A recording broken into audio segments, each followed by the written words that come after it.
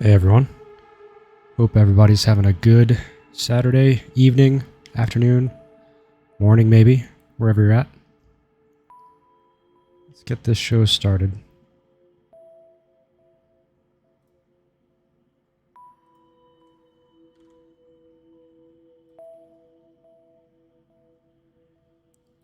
So, for those of you that are not familiar with this fit,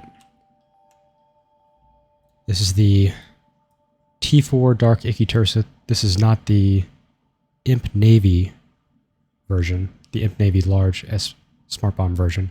This runs the cheaper Vepa's Smart Bomb, which, funny enough, ever since I started streaming this, the cost on that Smart Bomb has dropped. So that's a good thing. So if you were going to pick one up, go pick one up right now. But yeah, other than that, it's pretty standard for the Dark Ikis that I run. This version runs 2 entropic sinks, whereas T6 you'll see me running 3. And then here I have a reactor control unit. The cheap baseline version that I talk about with this fit runs a single large battery and a turret disruptor and a web, and then a power diag. So you still have a decent bit of cap with that cheap version, and then it'll play a little bit differently. But if you want that version, just let me know and I can link it to you. But I prefer this because with the nicer smart bombs, I can run double bat, pay less attention to newts, and just get away with the tracking disruptor, which of the E-War between the two, this is what I want the most. But yeah, I don't run boosters. I run mid-grades on this, and technically I'm running without a 9th slot. I don't run expensive implants other than the mid-grades. And I only run the mid-grades because I don't want to run boosters. But I'm not even running a 9th slot because I normally have I do have a micro warp drive cap consumption implant in there for when I want to run a micro warp drive version of this, which will look a little bit differently. It would have a assault damage control on it as well. So yeah, let's get this started.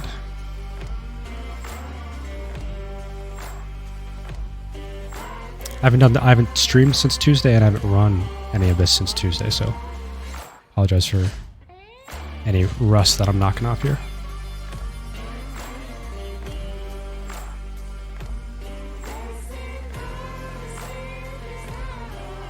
Straightforward first room. 70%. So these Lancers, I mean, it's 70%, so these Lancers are going to die. Oh, the rep is just an A-type.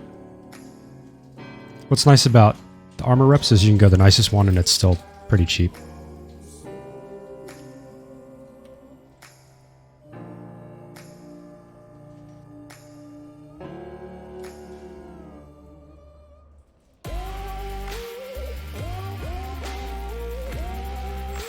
And really, the strength of running an armor fit in Abyssals is there are so many spawns that people don't like that are dual damage types.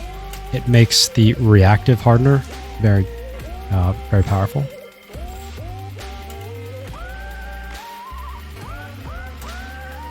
I'm stopping my ship here because I don't want to coast into range of this gate because it'll deactivate my smart bomb.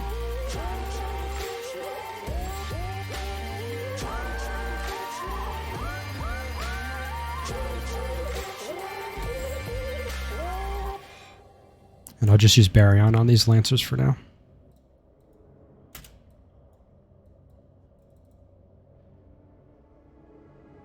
Really though, and you'll hear me say it a bunch of times, I could force better ammo on some of these spawns, but these, like this Drifter is going to die probably last from smart bombs.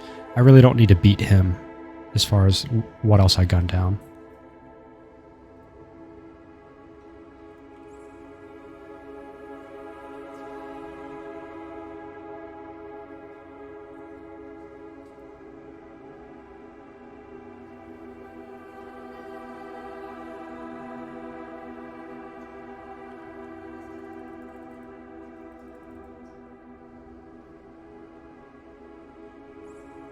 So this is my second evening streaming as an affiliate.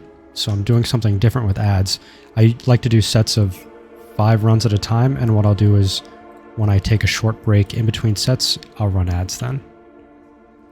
And then if for some reason I see we're about to get forced into ads, I will just take like a quick 30-second break. But I'll let you know as long as I see it.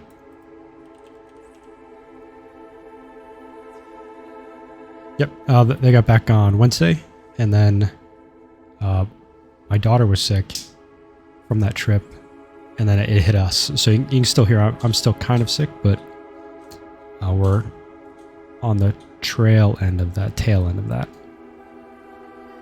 Because I debated streaming last night, I just, yeah, just didn't feel great.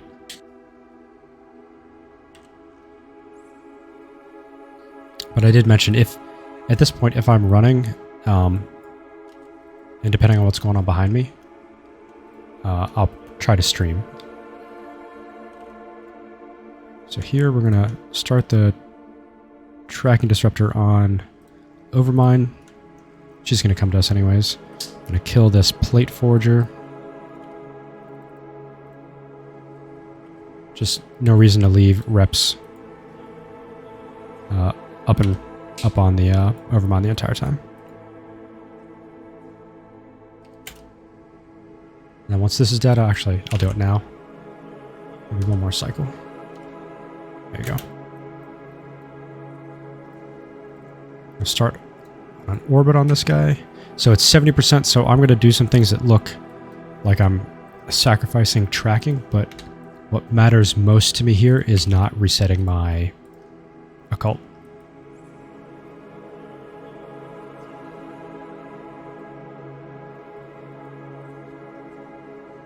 And ideally, I'll put us back on that gate here. So you can do manual piloting to get around the Overmine like this, but again, 70% with no strong Phoenix, you're likely to reset yourself.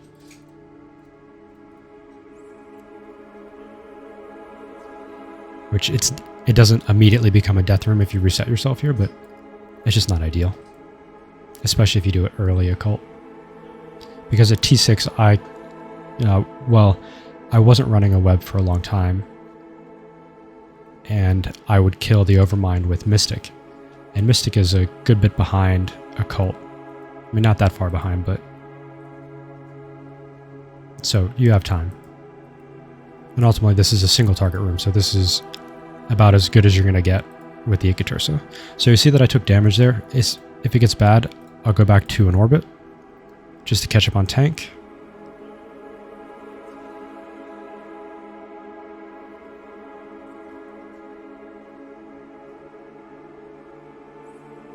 Then once I'm on the other side again, I'll go back to my keep it range command.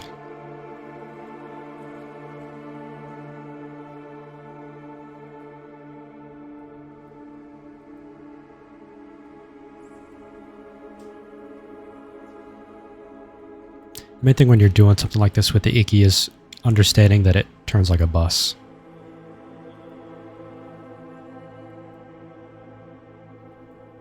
And I could overheat here, but I don't need to. I know I'm going to do fine on time. Should do fine on time. I mean, it'll be a surprise if I look back at this room and think, man, I wish I overheated there. Which, I mean, that you can kind of justify it in T4, but in T6 I would not. I would look for every opportunity to get heat on this gun.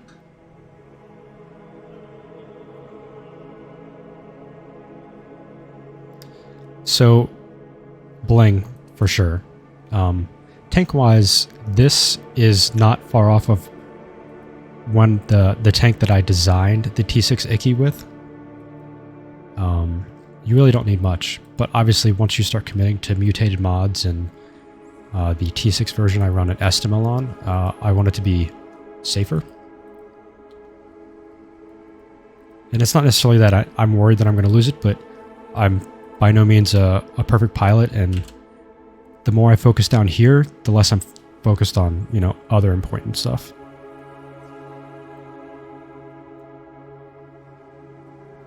Gameplay-wise, it's very similar. If I've debated on going back and making the tracking disruptor work on the T6 version, which it would, but your Drek and Kikimora rooms can be slow without a web. Or rather, having a web is a noticeable boost in those rooms. So we're going to start on the signables here with just Baryon. I'm going to pull one into range with a tracking disruptor. Really, I should look for an opportunity to kill this burst.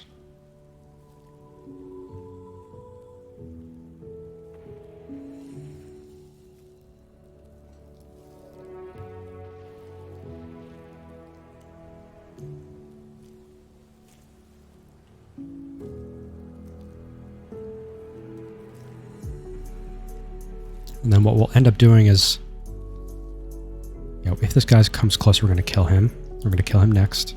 But eventually what I want to do is get a tracking disruptor on the one of the elite Dramiels, because for the most part they have pretty good... You're welcome. Good to see you, by the way. These guys have good rep power, and they can live under smart bombs. So I want to push them so that they hang out within the smart, or the small smart bomb range as well. And my range in the 70% with Baryon here is 10 kilometers. So this one is right on the edge. And really what I'll do is I'll turn off my afterburner so that, you know, in case I drop below, I mean, we've got a lot of webs on me right now, but if say this were 3 and I killed one, I would rocket forward and potentially reset myself here. I mean, clearly I'm Hey Miso, good to see you. We're doing okay on tank. Still got, I could heat here, I could run away here. Well, I'll try to run away with 5 webs on me. But you can see that since I pushed that guy closer, the smart bombs are taking a toll. The smart bomb's not going to kill a sidewall, even with the fancy, any of the fancy ones. But that's, you know, will be near 50% shields when I have to kill him.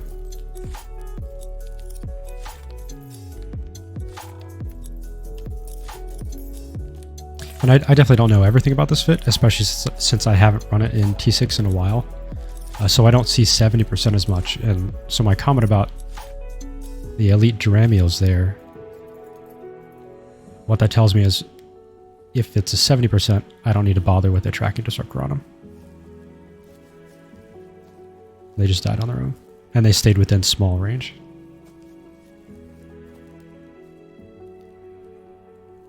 This guy I can even occult.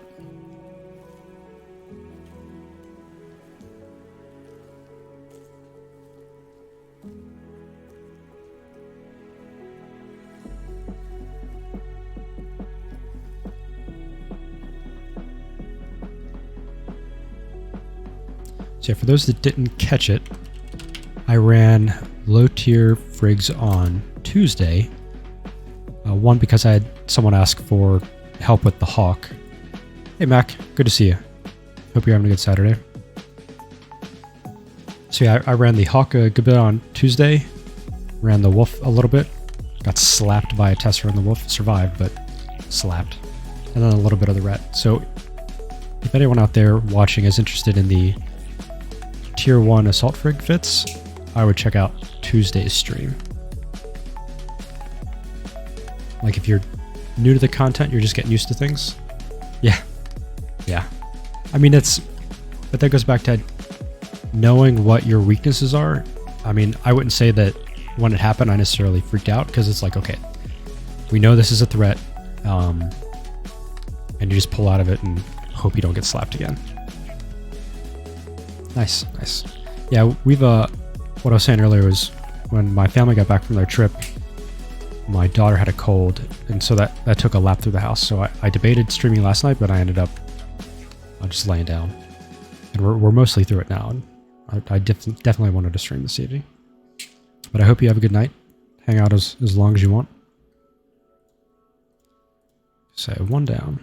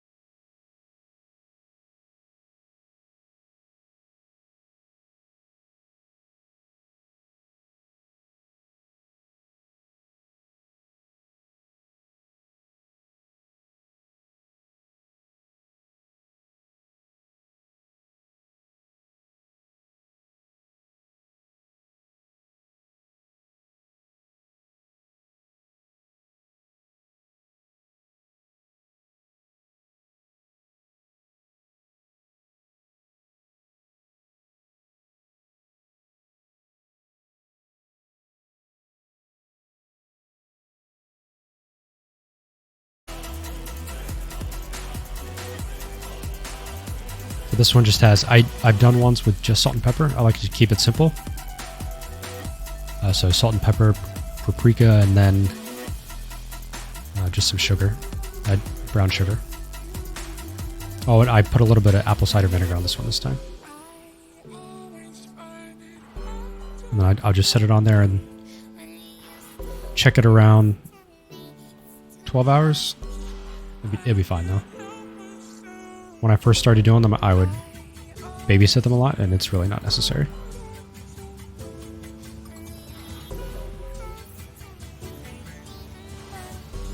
And you can see just how bad overbind tracking is. And that was a wrecking shot there, so naturally I eat my words as soon as I say it, but you can see that, you know, we're doing okay. Yeah. Fortunately, it's pretty easy to find passable barbecue. And I'm definitely not a barbecue connoisseur. As long as it tastes good and isn't super dry, then we're doing okay.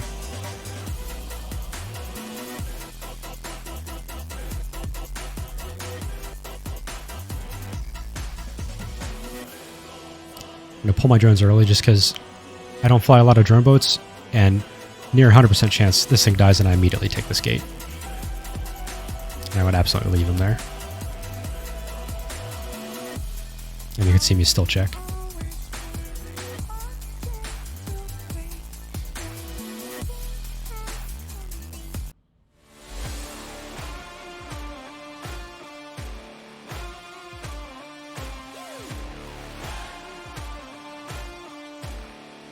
Pretty straightforward though.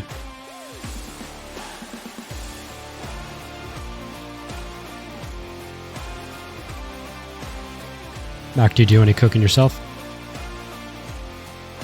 Hey, you do. Good to see you.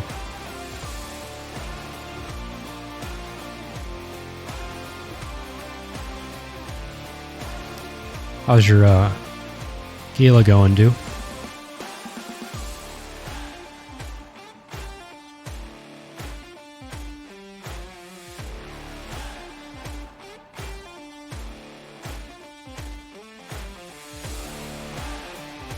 %, again. Good, good. Bunch of newts. Pretty sure we're fine on these newts. These are going to die pretty quickly, though.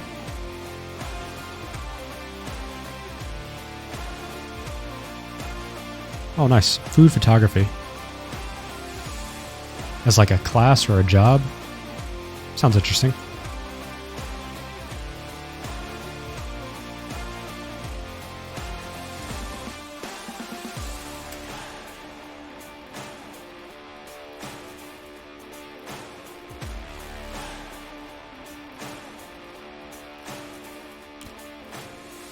No Lancer here.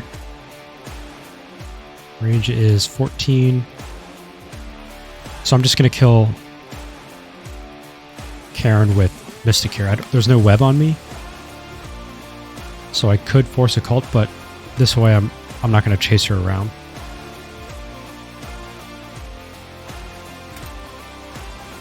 Need to make sure I don't shut off my smart bomb here. That was close.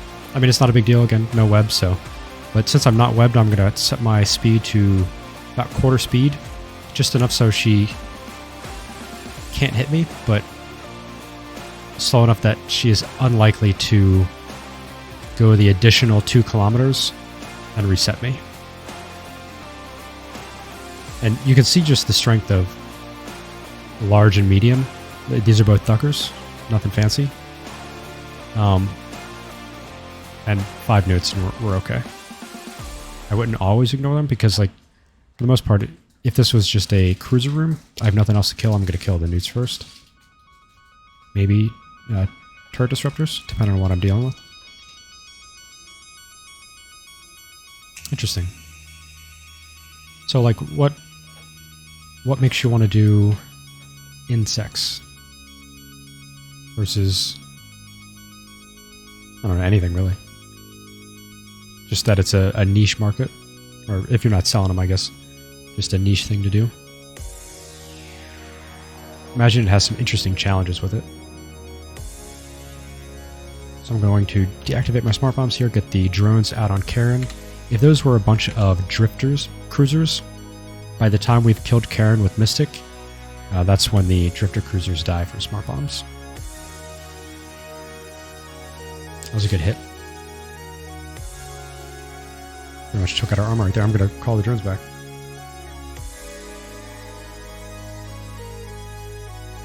And we're not actually hitting Karen with any track. I don't even carry a tracking script in this. Darks force her so close that she overflies her own guns for the most part. And then when I make her fly even closer, it's very difficult for her to hit.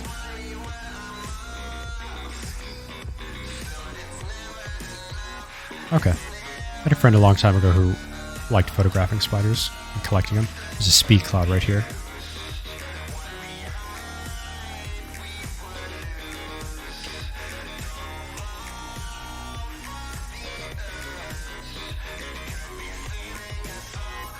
I'm gonna kill the starvings first here.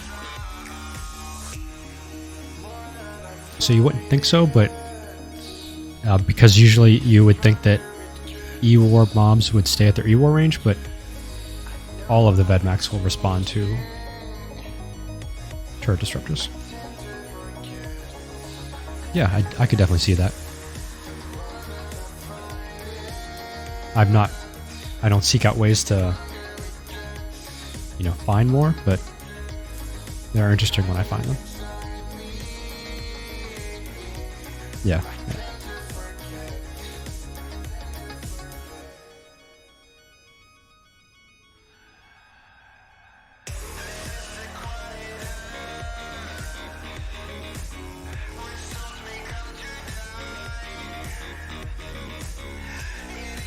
Let's do this starving next.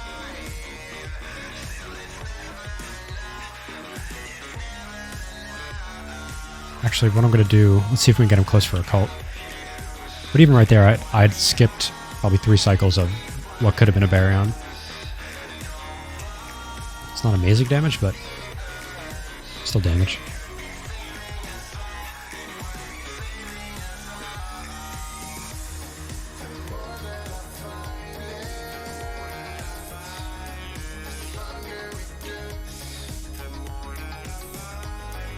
So Rano, have you been doing T1 since Tuesday? Or I can't remember if you said you were doing it before I saw you on Tuesday. And loot has not been great tonight. I don't think so. Nothing that jumps out at me, at least. So I will probably still kill this Vedmak with Baryon, just because they can be kind of unpredictable.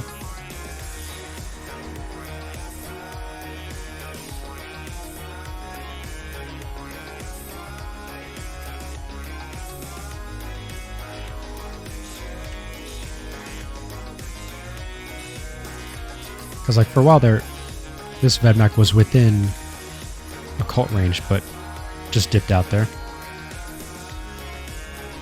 And having forced it a lot in tier 6, it's just... I mean, it's different here because it was more Vedmaks than Damavix for the most part. But we're still fine on time.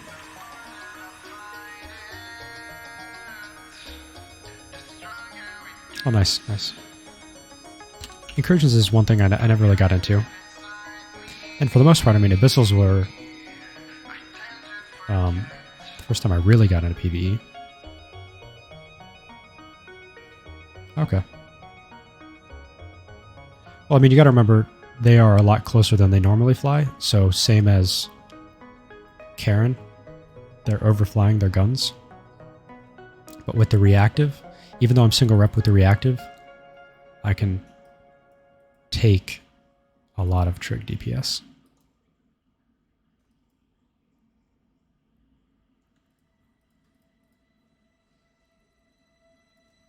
I'm going to try to kill one of these frigs first. I mean, I've already delayed, so it may not happen. But I want to start on these Drex soon.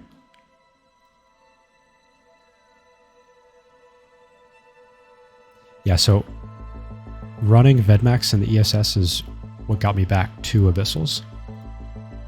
That's a little bit less reps on the field. I'm just going to start Baryon on here, but I may not keep it on him. We don't have any webs or turret disruptors, which is nice. But same deal as before. I want to find the anchor, which I think it's that one. And that's who I want to go to.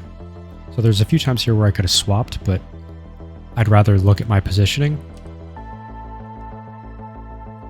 and then work out a cult. And I'm still kind of close to the gate here, so I'm going to actually pull off of this. Yeah, and I'm similar to, I'm going to reset myself there. So similar to why I don't say get into high set ganking is there are a lot of logistics that people don't really think about. It's a lot of work.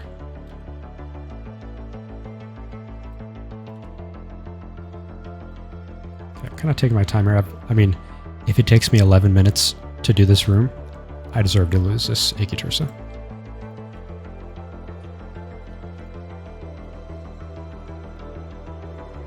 But like what I'm doing here, and you keep seeing me flash the warning because I'm trying to force a cult, just run Baryon.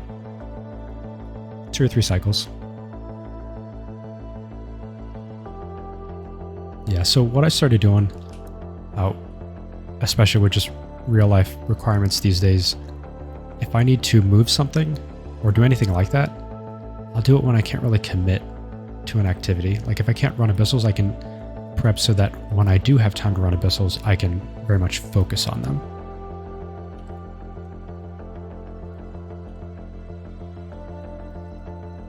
And same deal here. You're going to see me kind of mess up my own tracking for flying so close to this guy, but I would rather maintain a rep. If I was in 50%, I would fly a little bit further out.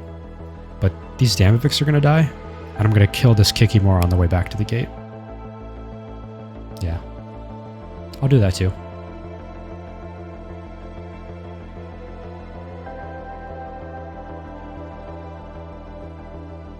And we're still getting, you know, some decent hits in there. It's just occasionally we get a grazing.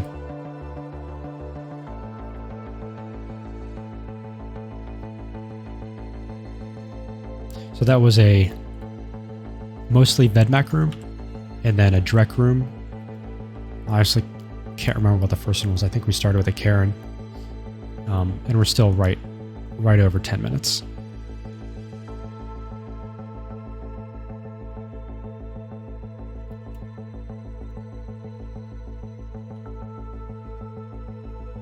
Yeah, TLA and TDF fleets, I've definitely haven't heard of them. I've heard of some of the communities, but wouldn't be able to tell you what those are. I'm guessing a lot of people are just flying Marauders these days with the buff.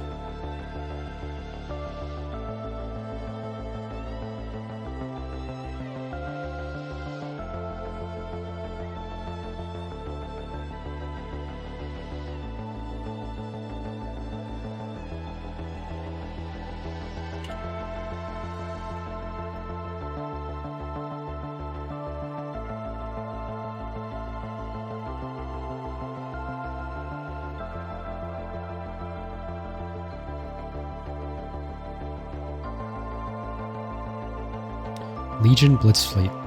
That sounds interesting.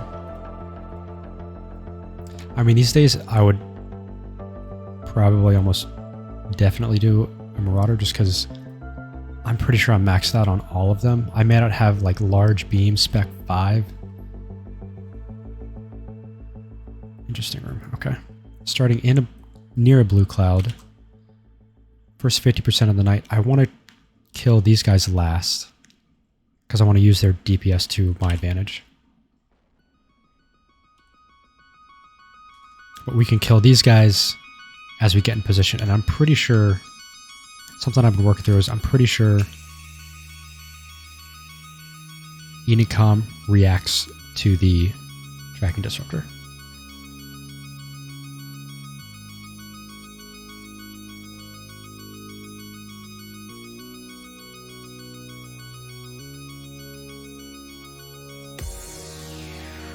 So, even when I stop here, I know that I can take the damage, but again, unless you know you're fit, I wouldn't risk this with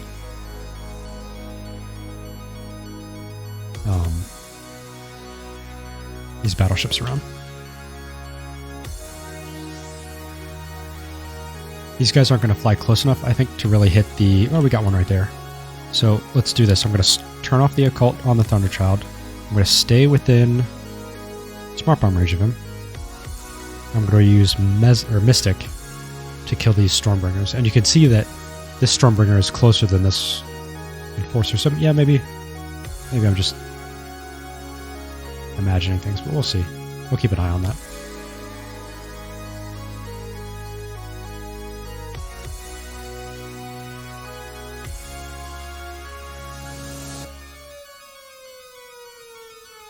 Where are you going?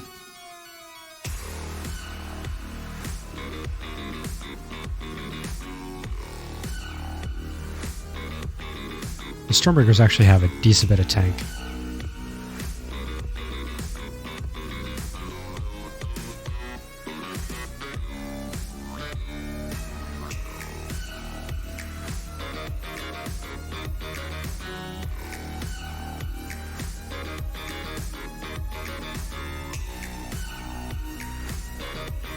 So I can still keep focusing on this guy with the smart bombs and just kill these other guys at range.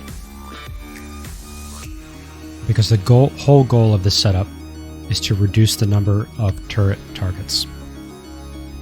That brings my average turret DPS back up.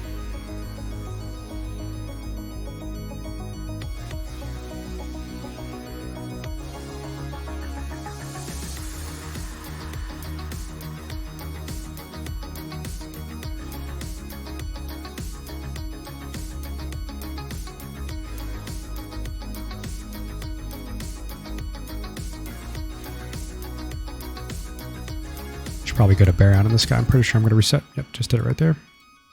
And so Baryon and Mystic.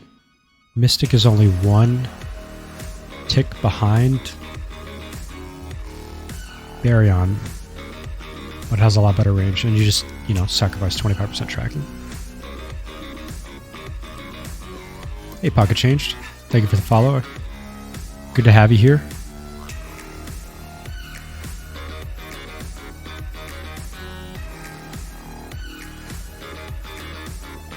So for the most part, this Smart Bomb DPS on this guy, I just kept his shield from recharging too much.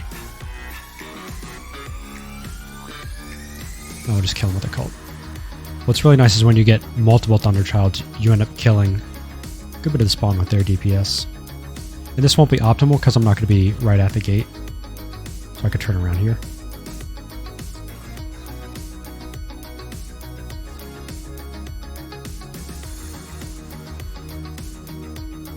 So when you say contest, do you mean like racing each other for the sites?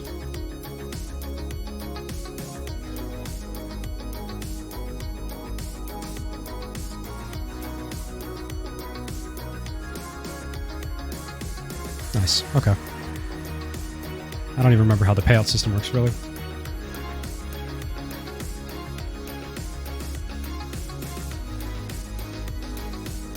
First real, straightforward gimme room tonight. Oh, most DPS wins. Okay, interesting.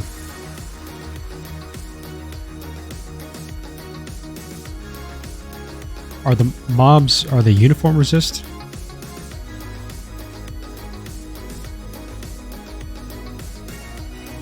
If you know.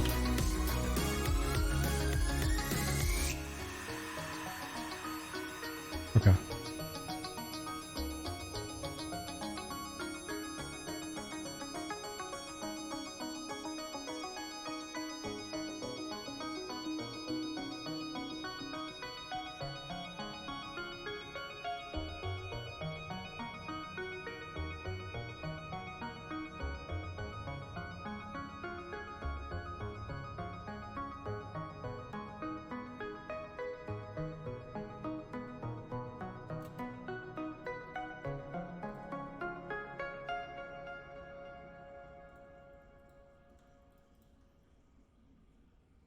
Yeah, a lot of acronyms in the incursion community that I'm less familiar with.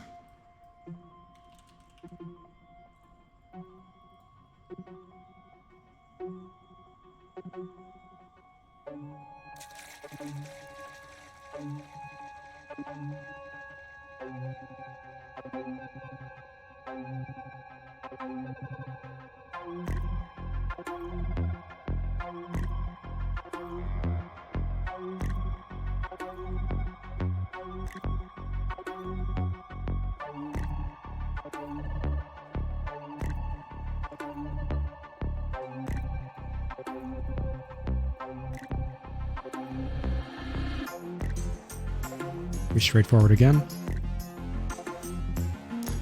This time we're just going to go to this cache and sit.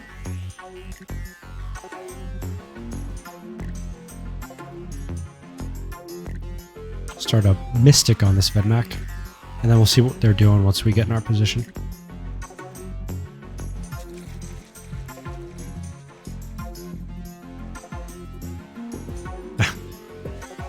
You mean like the Abyssal community?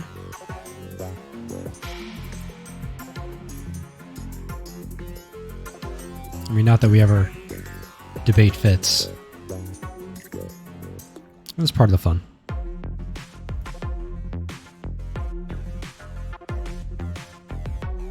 So since I'm using Mystic on this guy, I'm going to take the Tracking Disruptor off and I'm going to pull a different guy in.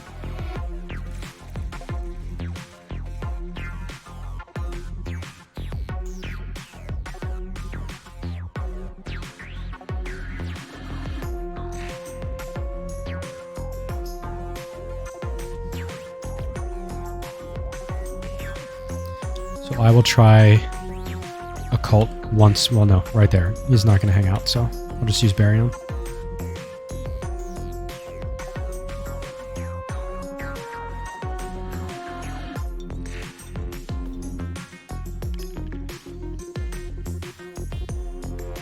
So like when you're blitzing sites like that, how long, is there a set time that the incursion is up?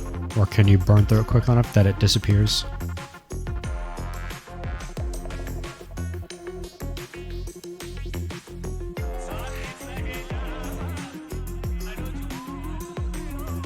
Oh, okay. Like a few days? Oh, wow, okay.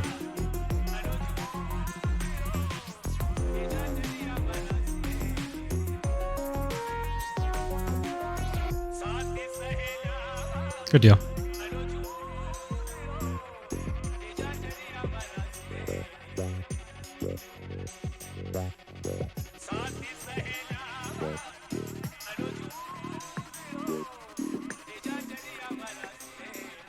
So I've got 16 kilometers to go. I'm just going to move the gate.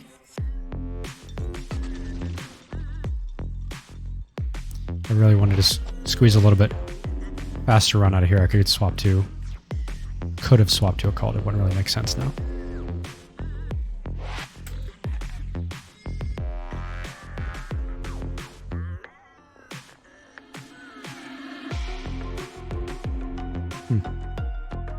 So the loot is only in the payout. There's no drops or salvage, or is there salvage?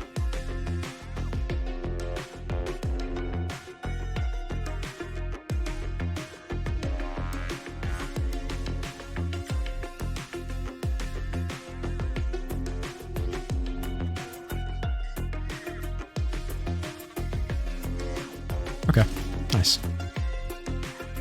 So I've got one more in this set, and you'll see my time message popped up again. Oh, okay.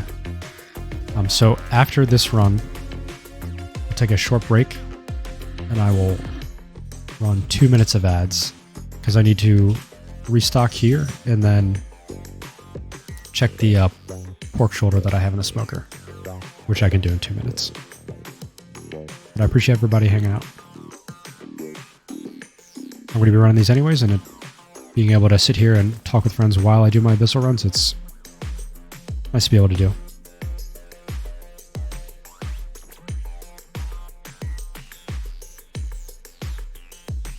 Okay, Karen room.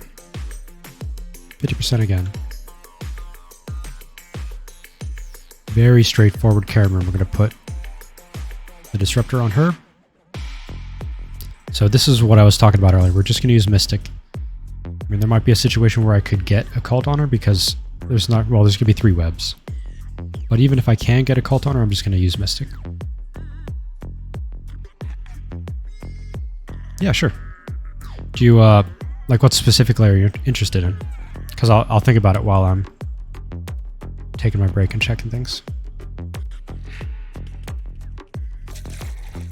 If you have questions, you just want to hear what I have to say about it.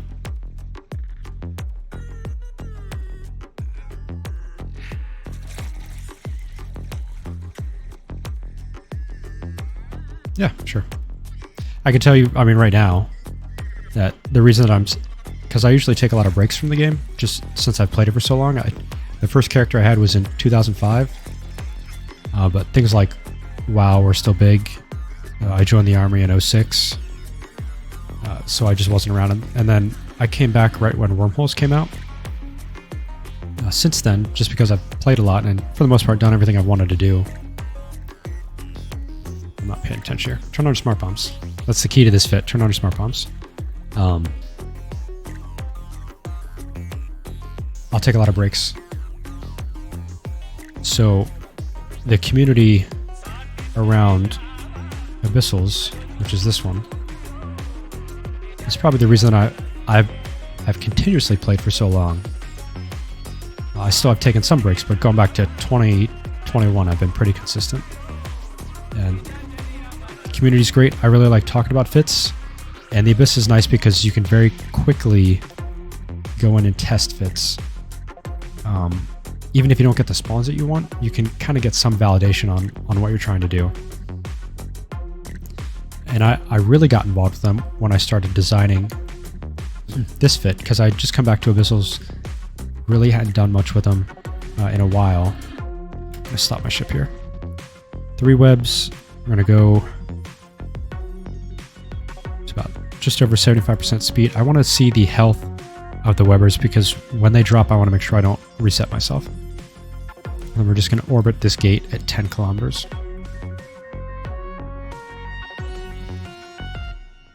So yeah, the Abyssal community and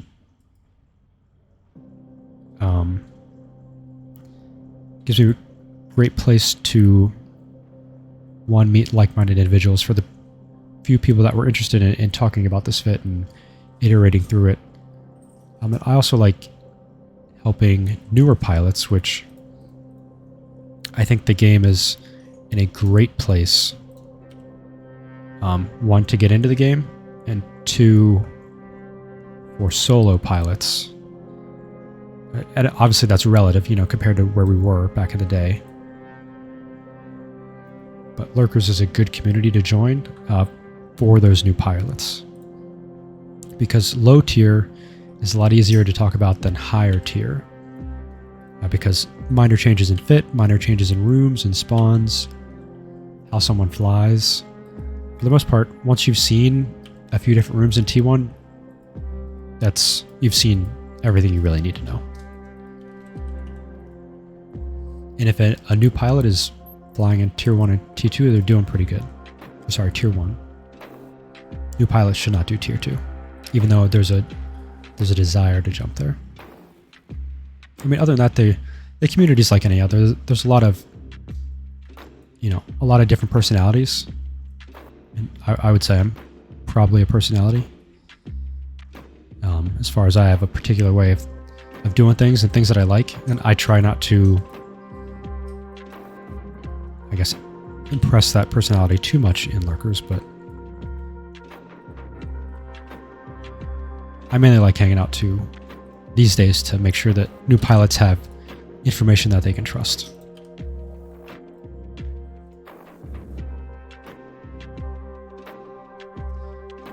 Yes. So, Mac, if you look at my, and I don't know if you would call this the same, if you look at my Iki highlight from last weekend, that's 2 Marshals and 2 Thunderchilds. And you can even hear when I talk about the room, I'm saying 4 Marshals, but it's 2 and 2. For me, 4 Marshals would be nicer on my tank than 2 Thunderchilds. Yeah, I've probably only done, I will be generous and say over 100 T4 runs lately. actually.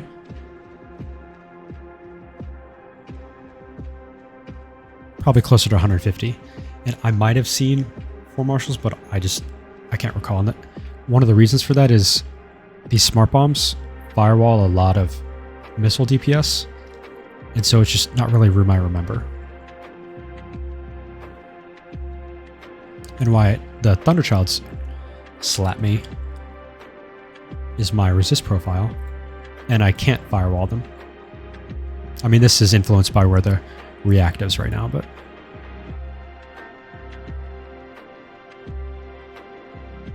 in your Gila,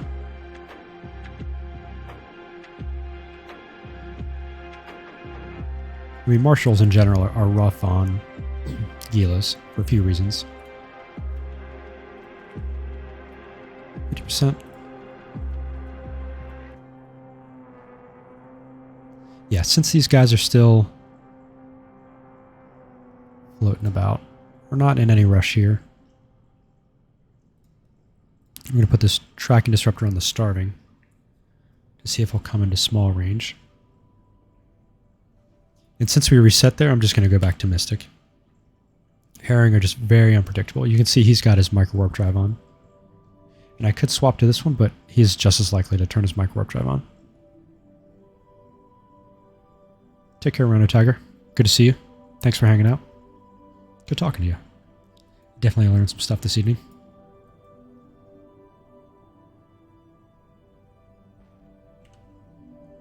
Oh, and that's the other thing is Herring will occasionally bump your ship. Like, I don't think I input a command there, but something bumped me.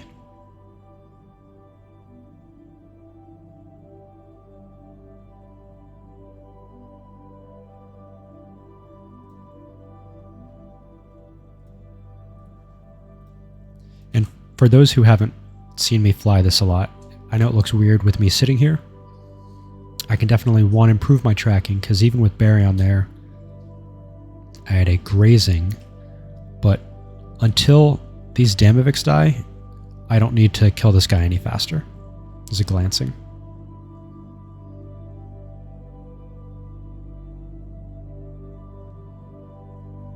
Gila's such a strong ship. The only reason I don't fly the Gila is it combines, well, most fits combine 2 weapon systems that I do not enjoy for PvE, being rapid lights and drones. And then if you were to put me in a passive fit, I wouldn't know what to do with my hands. I mean, I'm mostly sitting here talking now, but this is, you're seeing, you know, many runs come together for me to know how I want to do each of these rooms.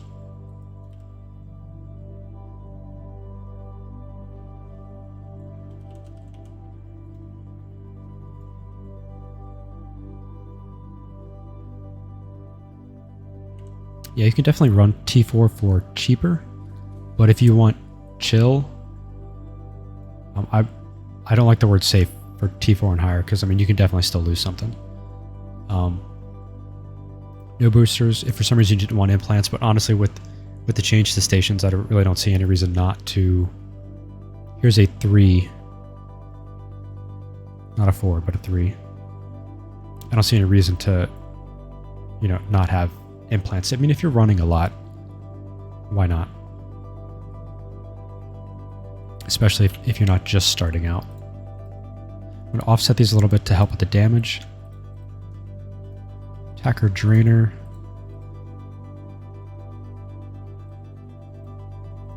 Kill some Frigs on the way in. Now I'm gonna go up just a little bit, not be greedy. I'm going to have time to come back and loot. Whereas the other night I was definitely greedy, and I'm still tempted to do it right there. What I really want to do... There we go. I mean, I'm going to shut off my smart bombs here. My smart bombs, for the most part, aren't doing a lot offensively right now. Yeah, I'm gonna definitely lose my large here. But this Thunder Charge is going to help me slap these targets around me. And I can focus my gun on the frigate.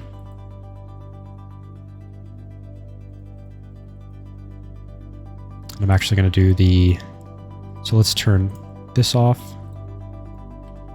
I'm going to test my theory on the Stormbringer, because if I can bring the Stormbringer closer, he's going to get slapped by the Thunderchild. What do we... I double-clicked here. Failing. Talking and failing. It's fine.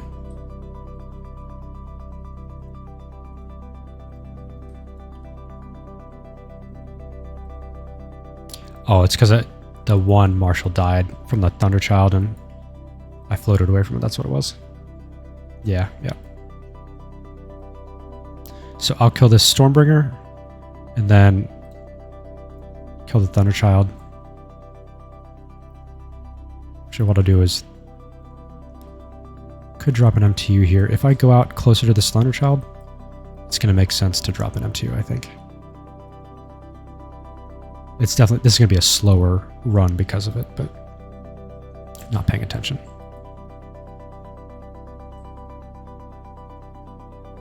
And just based on how this ranges are, I might get a bounce here. There's one. Well, no, that was me. There was one. MTU.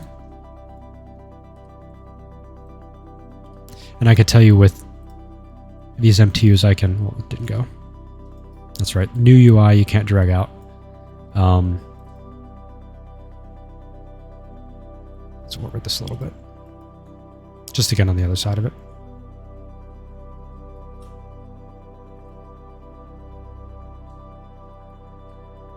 But you can see where I just floated out for...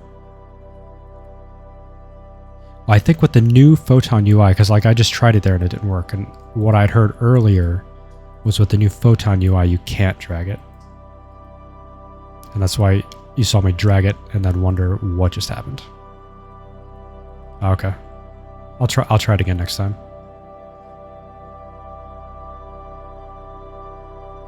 I mean, it would be odd for them to change that. Oh, okay. Interesting. Interesting.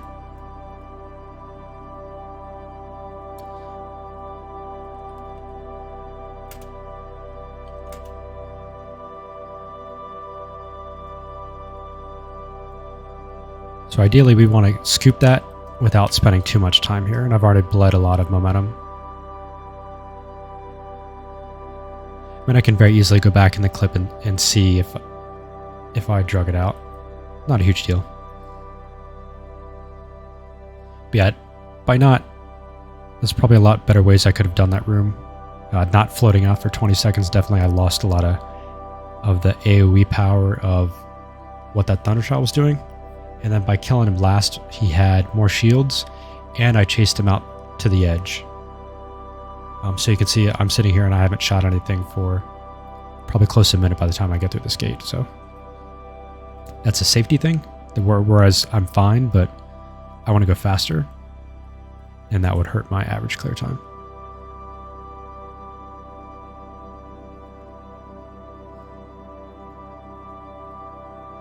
So what I'm going to do is I need to restock. We'll check what loot I have here, and then I'll take a short break, and I'll do 2 minutes of ads during the break. And I have a pork shoulder on the grill that I'm going to check, and I'll be back in 2 minutes. But let's see what we got here.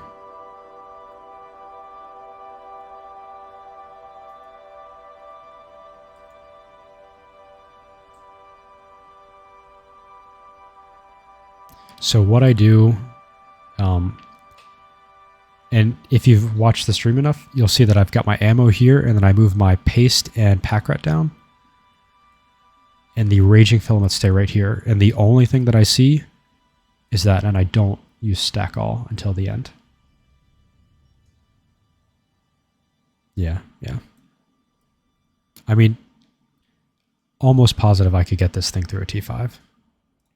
What would be worse would be putting it through a non-dark. So let's see here.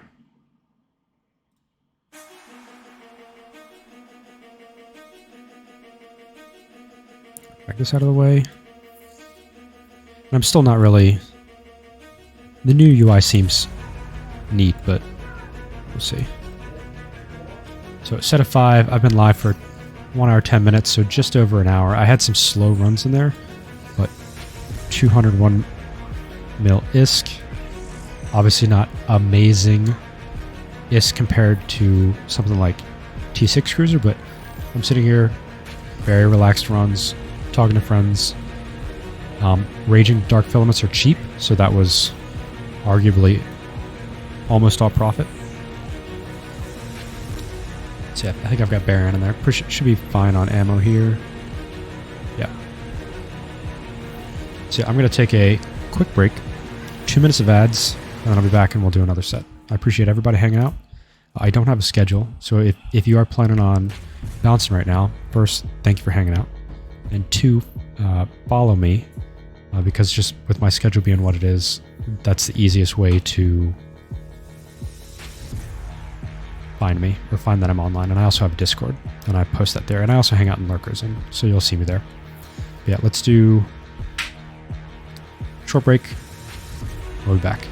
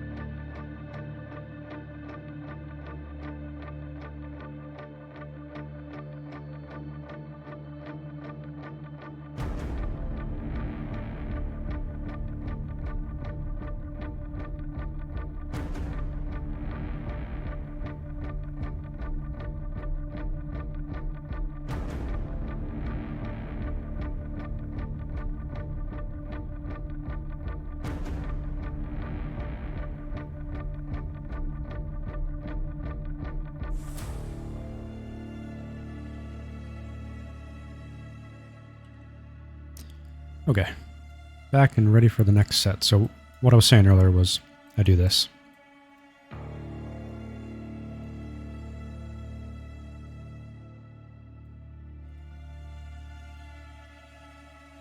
And then the only filament that I should be seeing is the filament that I want to use.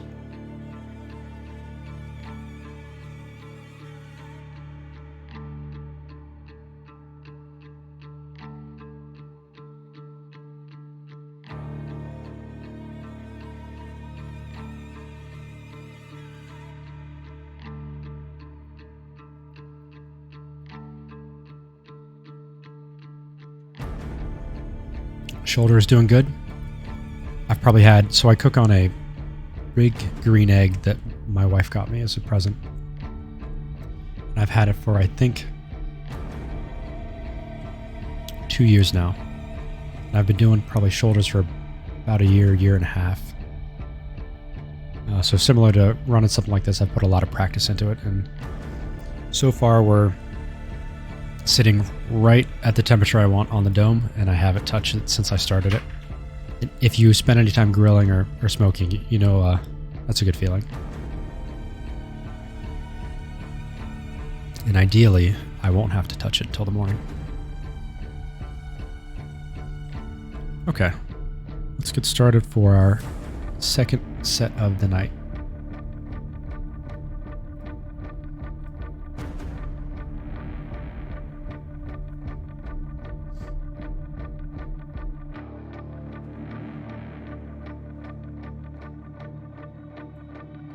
Got 50%.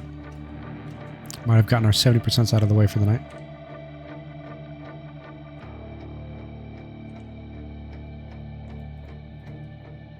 So, if you were running the cheaper version with one battery, what you can do, turn off your tank, kill this Vedmak first.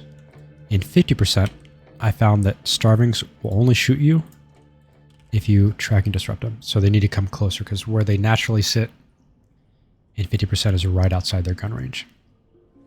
And the rest of this room really isn't going to do a lot of damage. What I do is once I get in position here, as long as the speed clouds, I think we're okay. But I'll get to this cache. I'm going to go just to the side of it to give me some more room with the gate.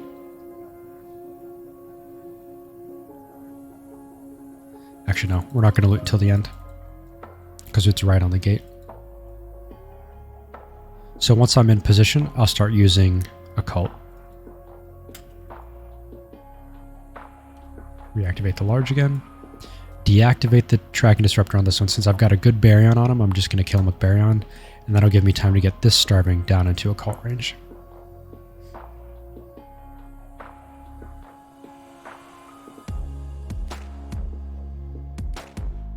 And he reset himself. Okay, so I think we might have just found the speed cloud. Where's he going there?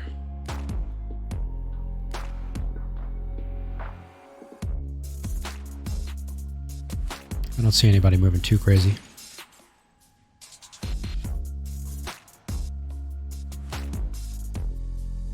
If I really wanted to be nitpicky, I could drop a MTU here.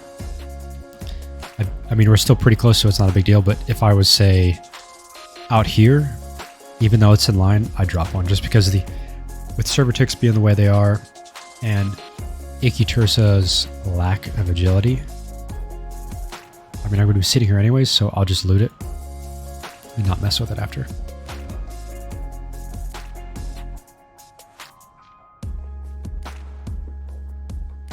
And you can see, even with Occult, so that's 25% less tracking. I mean, we've got 60% tracking buff. We're still doing okay, sitting still. And you can see me sitting here just taking the punishment. It does slowly start to build up. I'm going to only use... Actually, no, what I'm going to do is I'm going to go to Mystic. So this Vedmak can do whatever he wants. I've got the tracking pylon. I'm going to track and disrupt him. We're going to be able to track him just fine, and he's not going to break any ramp. And you can see when I put that optimal range disruption on him, it reset him.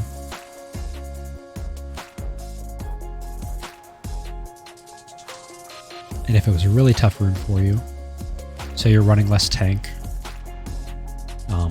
you can cycle it through particular trig spawns to reset all of them. And if you really want to get in the weeds, you can get a fancy, not that expensive, ECM burst. And I don't remember the name, but that ECM burst overheated is the same sensor strength as Kikimora. I can't remember the term. Sensor strength. Yeah, essentially the jamming percentage should be 100%.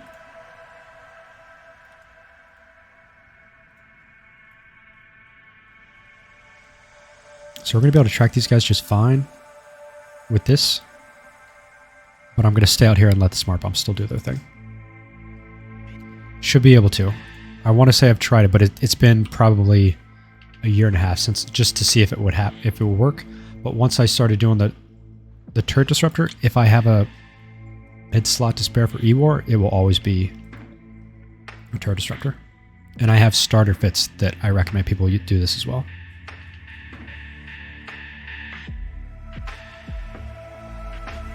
As in like standard Tech 1 cruiser fits that I recommend it. And it takes something like the Arbitrator, which is a good starter cruiser hull. You put a tracking disruptor on that, you can really mess with Karen. No elites, this will be a straightforward room. There is an elite Dramiel, so what I'm going to do here, it's a 50%. I'm going to put the range disruption on this Dramiel because it's going to force him into small smart bomb range. And then we'll just kill these signables with Baryon until we get in position. I might kill this burst once he gets into range too. No reason to keep him up.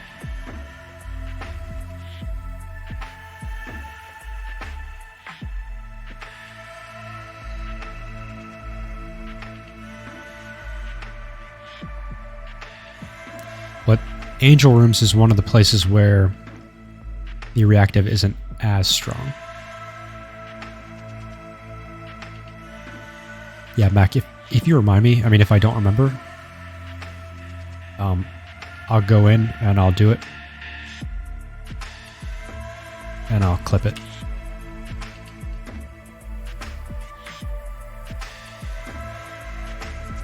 But for a long time, people didn't believe me about the turret disruptor either. Especially with Karen.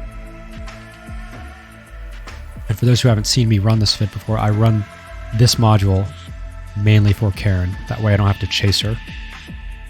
Because the Icky is so slow, even in darks, you waste minutes, you know, trying to force a cult on her. And you can, a cult is still short range enough that you can still reset yourself and kill this burst. Turn off my afterburner to get some agility back, especially as we get closer to the gate. And you can see, so my small smart bomb range, the radius is 4,500 meters, and with this script, he's just inside of it. And these Dramiels have really good repping power. Even with the fancy smart bomb, usually, I mean, they'll be close to dead. They'll live a little bit longer than the signables that you've gunned down. And then these non-elites should die to any standard large smart bomb. Standard as in Navy or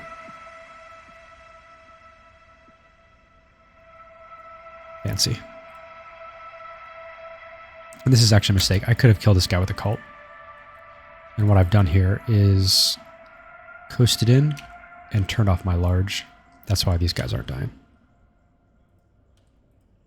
Looking at the Lucifer signable. I mean, we're still going to be okay. I'm going to kill this guy with a turret next. And the other thing that's nice about this fit is anything that isn't within smart bomb range, you have excellent tracking, and they're not really going to be under your guns. Like, I'm sitting still. This is a frigate going. He's not that fast, but I'm hitting him just fine. And you could hit him with a cult if you really wanted to.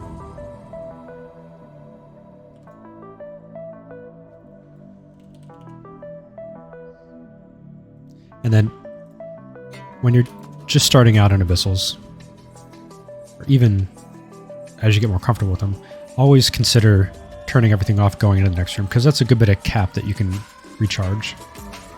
You do want your afterburner or your micro warp drive going though, because then you can take advantage of an invulnerability period, which we're going to do right here. So these guys, I'm going to have to kill with long range, so I'm going to chase them. One of the few mobs that I will chase in the Abyss. In Tier 6, when I don't have the tracking disruptor and I run strong Phoenix, I'll just use Mezzan on him. But that's what this is replacing. This is replacing a strong booster.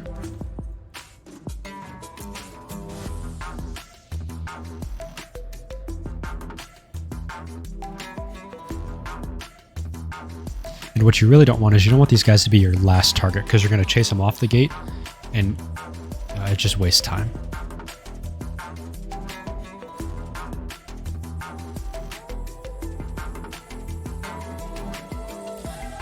close here.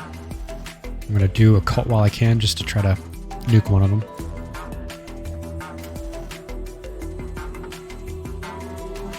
That guy's actually, I think, going to go back to the gate. No, down.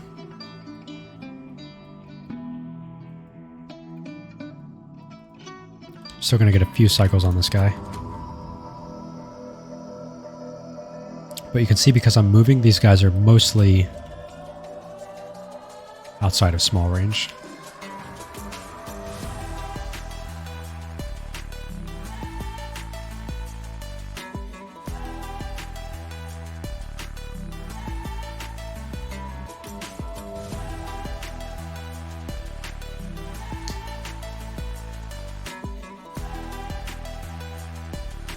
Once he dies, I'm going to kill the sword spine. And I think I can actually track and disrupt the sword spine to bring him in closer.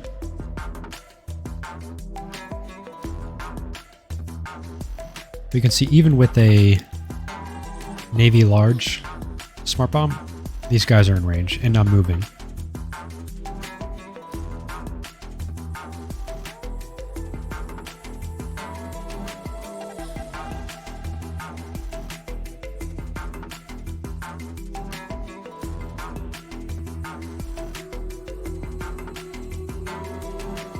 So if you decide to go with the cheaper version and the cheaper smart bomb, not that this is absurd by any means,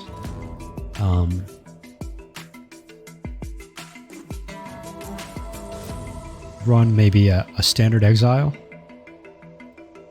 or mid grades so that you can sit still in more spawns.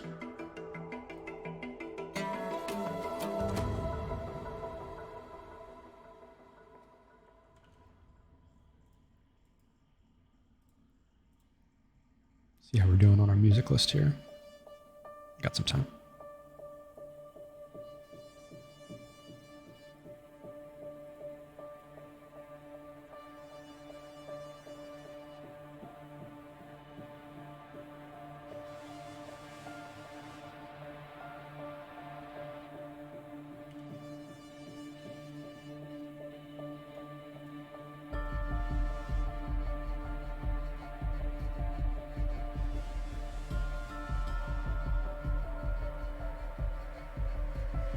Okay, second run of the set. We have a lot of Vedmak heavy rooms tonight. 50%.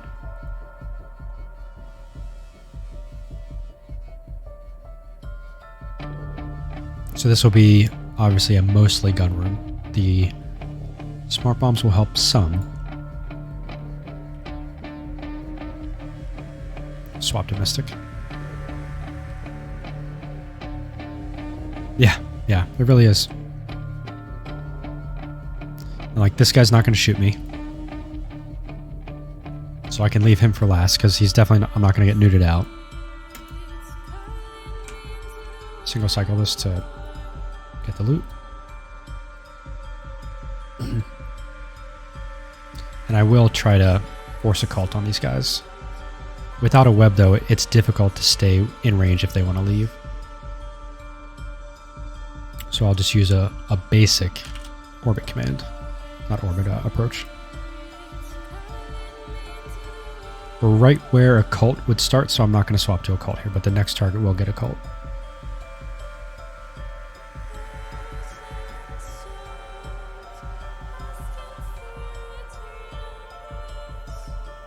Which would be this guy here. So what I should have done, it's a small gain. But I could have killed this guy on the WAN. And I could have started approaching on this one. That ghosting is, I believe, range. So he's disrupting my range.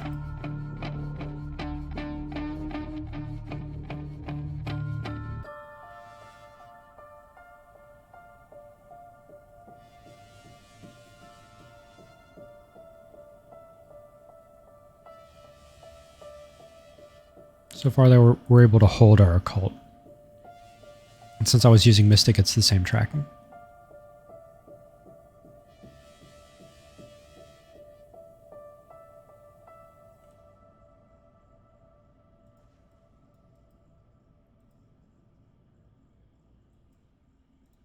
I reset myself there for some reason.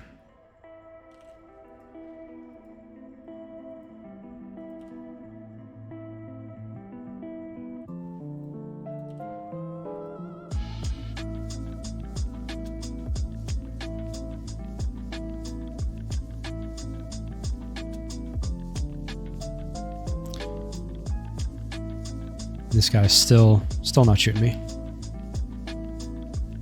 Yeah, we were doing okay. I mean, 201 for that set. That's not terrible.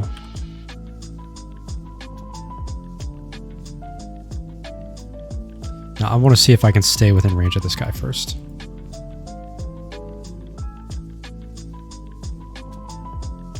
But with double sinks, 50%, this was... And the fact that at best it's only one real smart bomb target, I mean, you can see we still got plenty of time. This being quote unquote one of our worst rooms. So this guy I could kill with a couple. We're very close. I'll just accept the slightly lower DPS at the moment and keep the better tracking. We're going to turn this off so I can start it on this guy.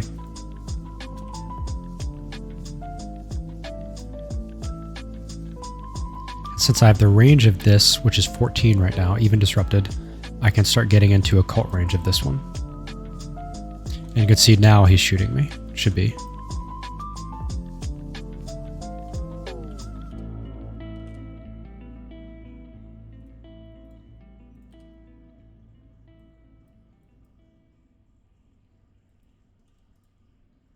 Yeah, there he goes.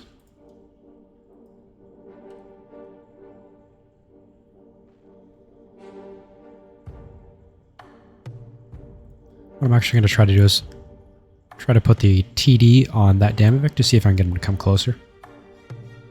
Or rather, stay closer. Because I keep shutting off my large here. And probably the smarter play early on would have been to go to a 10-kilometer orbit on this gate rather than floating around inside a range where I'm shutting off my smart bombs.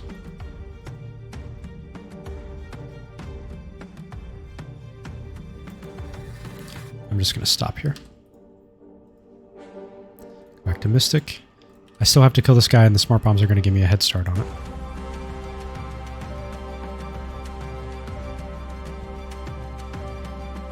So same deal as always. I'm sitting here talking, not playing as well as I should. And you can see I haven't even started on this guy now that we've got the smart bomb going, and he doesn't have enough reps on him.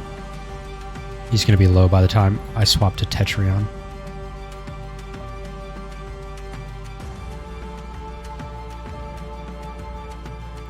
So, I use it in darks.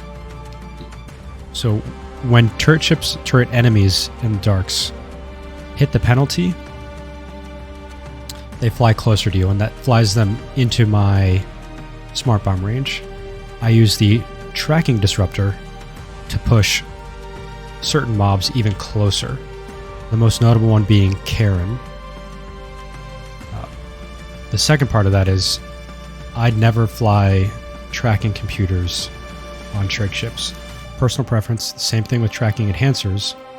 One, your tracking is already top tier for cruisers.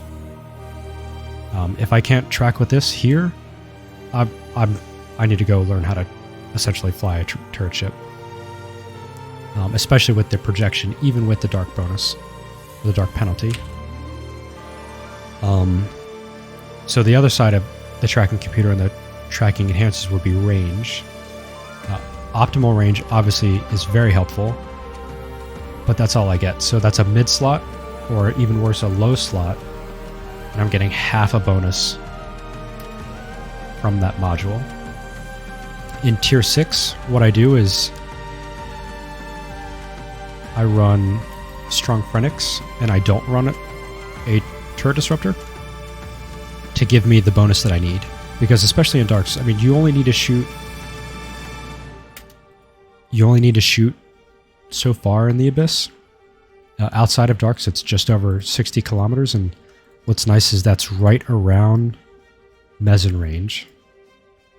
And in tier 6, I do use a web, because the Strong Phoenix gives me the range that I need. But for the most part, I don't kill a lot of frigs with the gun, because the smart bombs do that. So even without a web, I've run tier 6, multiple tier 6 without a web, you can track just fine. And the smart bombs, this is more of a smart bomb ship than a turret ship. And I have another version of this tier 4 fit that runs a disruptor and a web. But that shows how little that, I don't need the web here. This will be a good example of why I use the turret disruptor. As far as your point on cap, I'm running a large thucker and a medium thucker. I'm not in a single rep, and I'm bonus to smart bomb cost. I'm not hurting on cap at all. And you'll see with these null charges right here.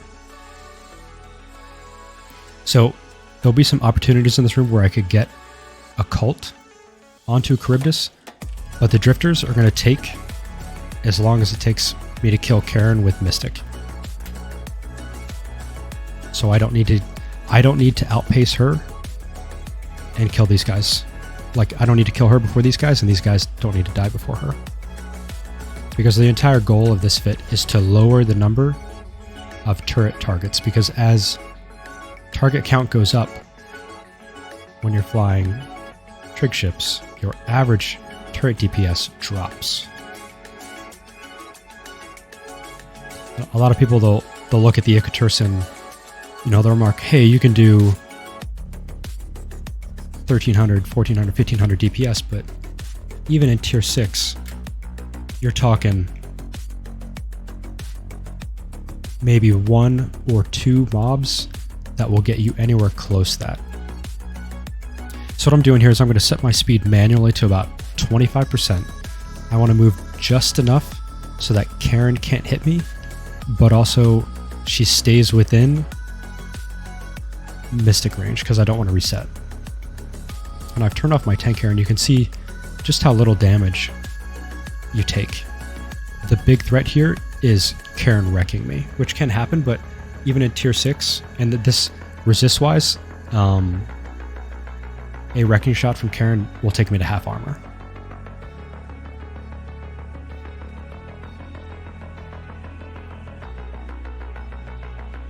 Because in 50%, even worse than 70, and then also pushing her further in, she is overflying her own tracking. Now single cycle my rep here.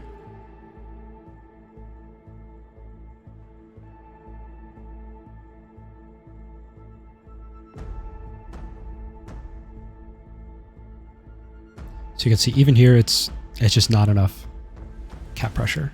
And people talk about situations where the worst of everything, and a lot of times, if it's heavy cap, you can probably avoid a lot of the damage, and vice versa.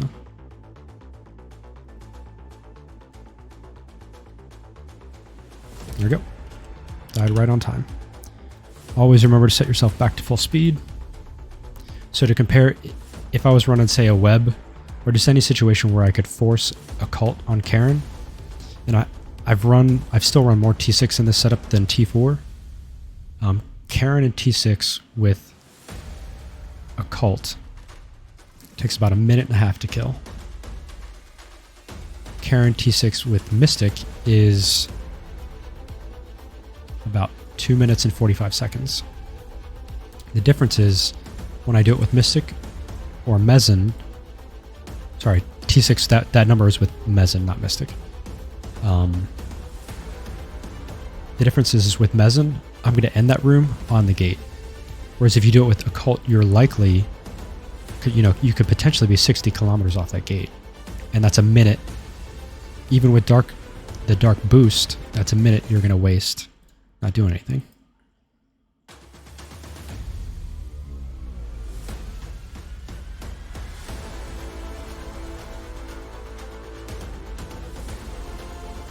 Another straightforward room. We're going to kill any new reppers. We'll just start working on the Damavix. So ultimately, I could sit in this room and not activate my gun. I'm not going to do that because, why?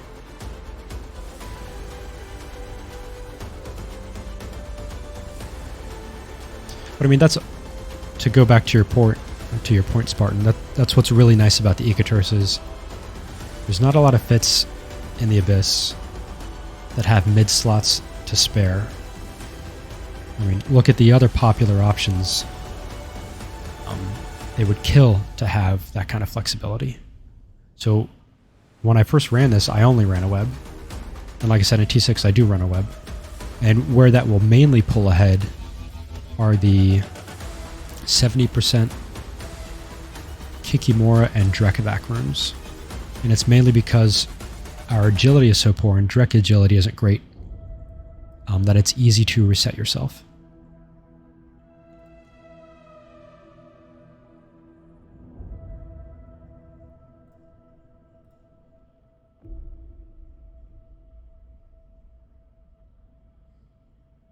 And even earlier, what I was saying about the tracking computer, that's my perspective on it. A lot of people do run it, and if it gets you past, I would say, a range breakpoint, then I mean it's definitely worth talking about. But Phoenix exists, and if you really needed to, optimal range implants exist.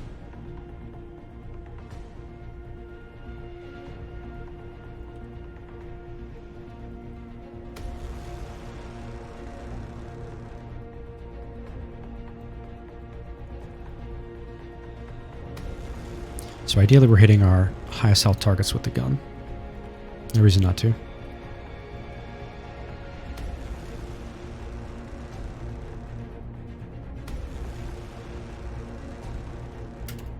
was a decent can.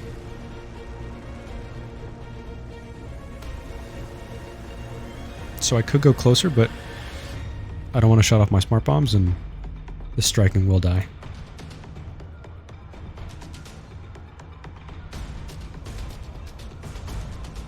And ultimately, if I wanted to save time here, I could do a little bit of manual, but I'd rather just go to the gate. And if I had gone towards the gate, it was likely that I was just going to volley him as well. Got turned around there. But I've also had times where, you just get bad RNG going to the gate. And then you've shut off your smart bombs and you're just behind. So a lot of times I'll take the more conservative approach and just let the smart bombs do what they're here for. I mean, we have built a fit specifically for them. Let them do the heavy lifting.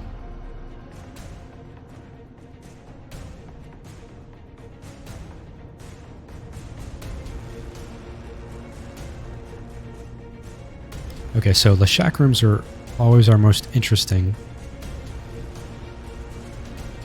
I want to kill the renewing first, but ultimately I don't want the blindings to get too far away from me. It's a 70%. Looks like I have ads. What I'll do is after this run, I'll do another short ad break, or just add pre-rolls back on, but not sure if you're having ads at the moment. Okay, so I coasted in as far as I can. I'm gonna get a mezzan going on the renewing, get my drones out onto the blinding. We're gonna have time to loot after. And then the striking is going to get the turret disruptor.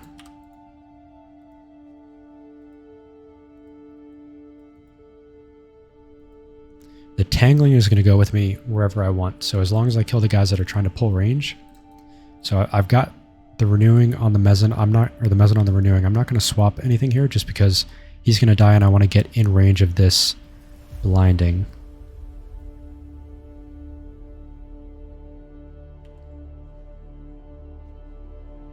And I run the Navy Vespas so that as they go closer to that tower, I don't have to worry about losing them. I'm going to swap to Baryon here since I'm a little bit closer. Actually, no, we're going to do Mystic. Mystic is only one cycle behind Baryon. And then as I work my way back to the cache, I'm going to kill this striking. And what I want to keep an eye on is if the tangling, say, starts going for my drones, because I don't want them to get too far behind me. Because their travel time is just as valuable to me. I'm going to turn off my afterburner so this guy can keep up. I'm going to put mezzan onto this striking.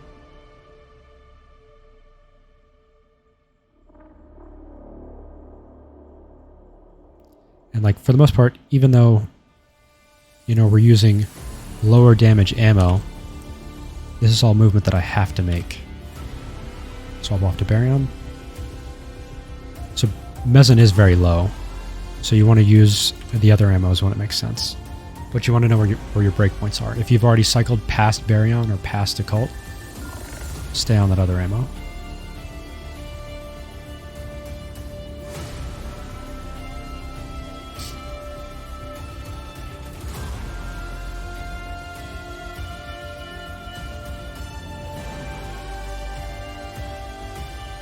And I know from experience that in 50%, even with an afterburner, without a web, I'm only going to be able to do Mystic on the Tangling, so I'm not going to force it.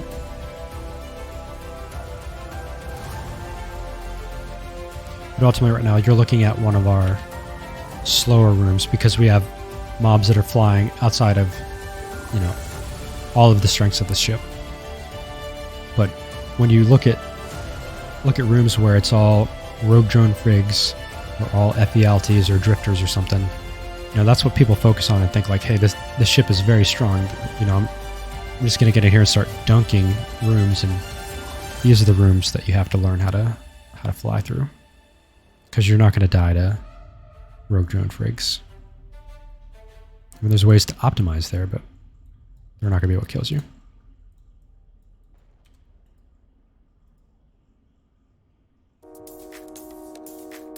Let's restart our playlist.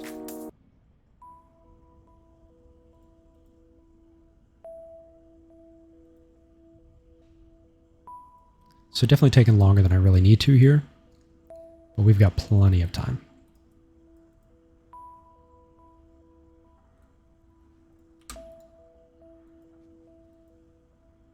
And because this guy wants to fly away from me, I would do like Mezzan and just go back to the gate, but he's going to keep flying, so yes, Sancho rooms are very strong. Now, since I'm so close here, I am going to start going back to the gate, because I'll kill him in time.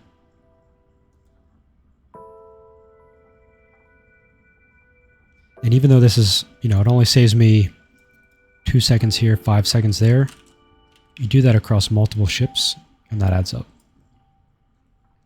You know, it only takes 1 second after the timer for you to lose a ship. Plus, it's fun. I mean, what else are you doing?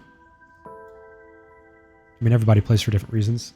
I like looking for ways to get more out of the ship that isn't always necessarily, you know, putting more risk into it.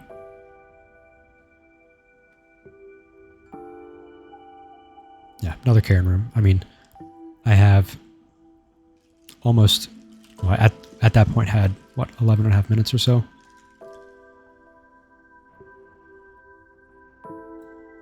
If I don't clear this room in 11 and a half minutes, I don't deserve this fit.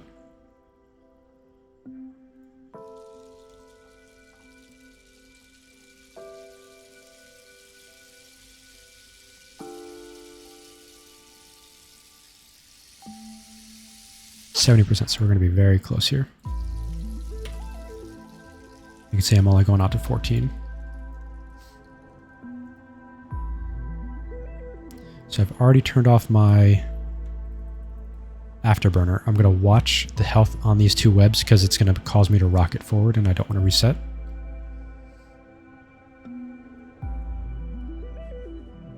Set my speed to about 80, and I'm picking 80 just because it's one that I've messed with a lot. And again, you've also seen that I'm not even using heat. If I wanted to be sweaty about this, well, one, I'd probably do tier 6, but there are ways to make these even faster. But I can tell you, without heating, you will average, especially if you're not talking your way through all the rooms. This fit averages about 10.5 minutes in tier 4. And that's really, to me, the strength of why I like it. Good clear times. Filaments are cheap. I'm not running boosters. I could run boosters easily. I mean, but you can see with my tank as it is right now, what is a standard exile going to give me?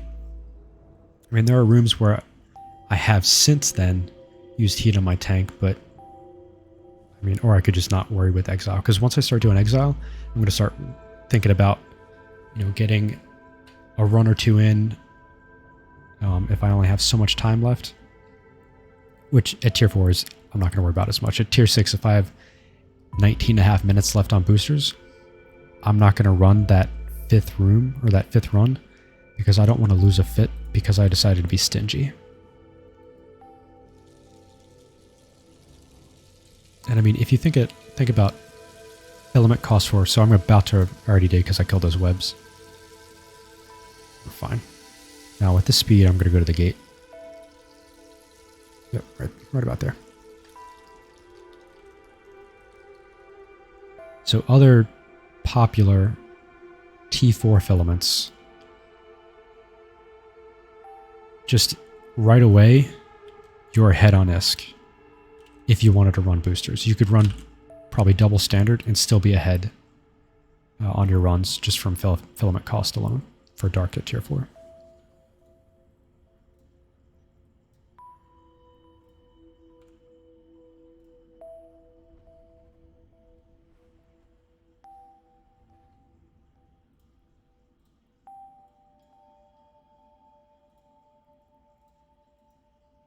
Pretty straightforward, nothing crazy. I think the craziest room we had tonight was 2 Marshals, a Thunderchild, and a Stormbringer. Crazy just in that, you know, there's more thought that goes into it, but it was fine.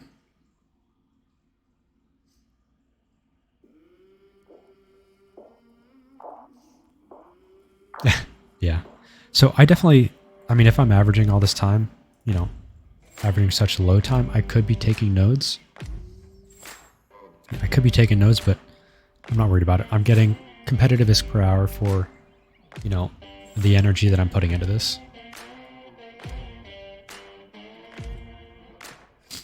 50% again.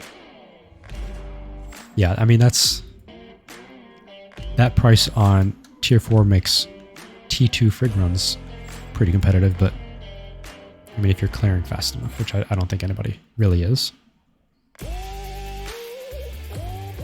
Bunch of harrowings. So what happens here is why I usually kill a frig is these cruisers fly past you and they don't have the agility to stay with you, usually. It's 50%, so I've got more room here, or more range. Yeah, he reset me. But especially with this many Vedmax, I'd rather just start working on the Vedmax.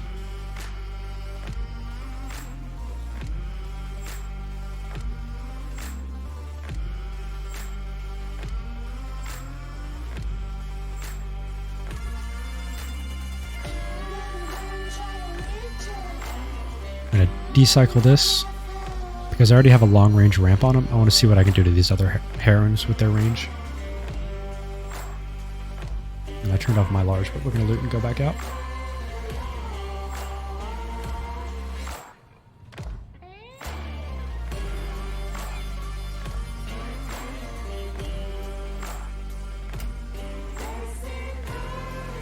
I want to see how we're doing. We do have 3 ghostings on us.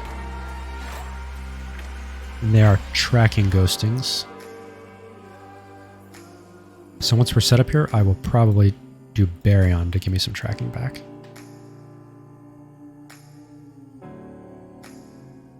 Decent hit.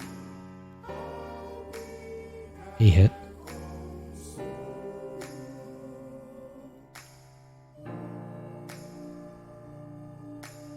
I mean, it's so tempting to do a cult. Let's try it. We got time. I say that, and this is the first room. You're going to try things, don't do it in the first room.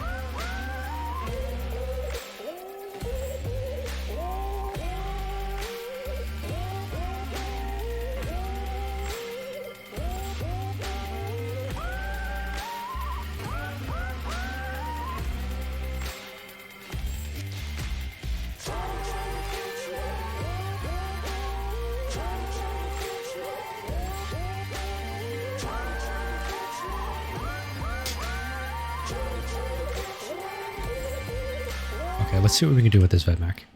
We still got Damavix to kill, so... And he's staying right out there. Coming in now.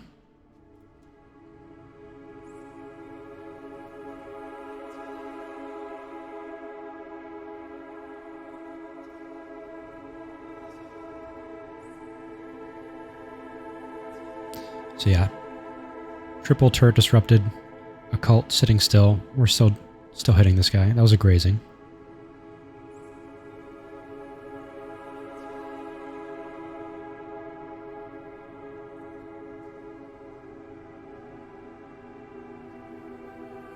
This guy's going to get the TD, and I'm going to kill this guy next because he's outside of my small range.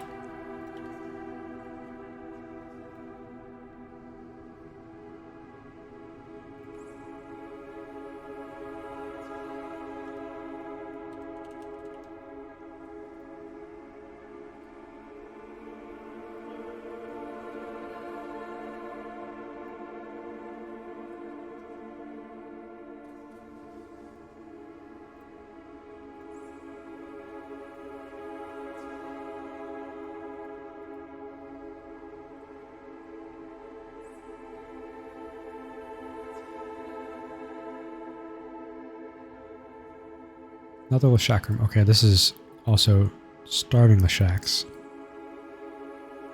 So let's see here. We're going to use our invuln period to get as close as we can so they don't starburst Turbad. I don't see any speed clouds.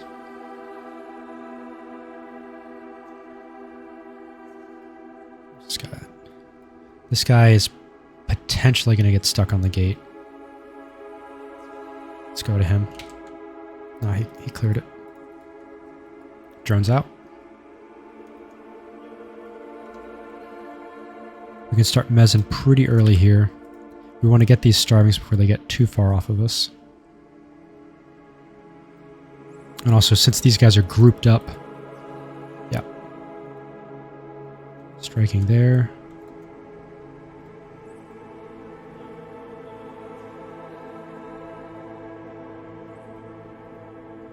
What I want to do is I want to make sure I'm not approaching a guy that I just killed, because your ship will stop and they get further ahead. Got some fog casters on me.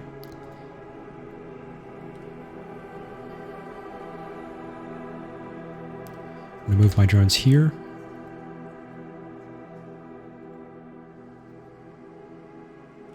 Turn on smart bombs.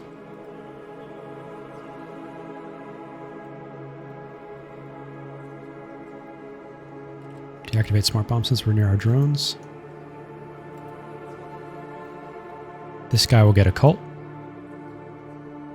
This guy will get drones.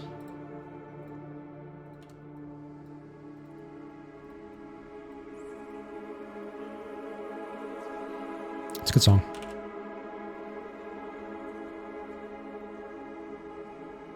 And you can see this guy stayed pretty close to me. I could kill this guy with Mezzan. Or, excuse me, Mystic. He's going to get a cult, though. And what I'll do next is drones are going to the cache. I'm going to drop an MTU here.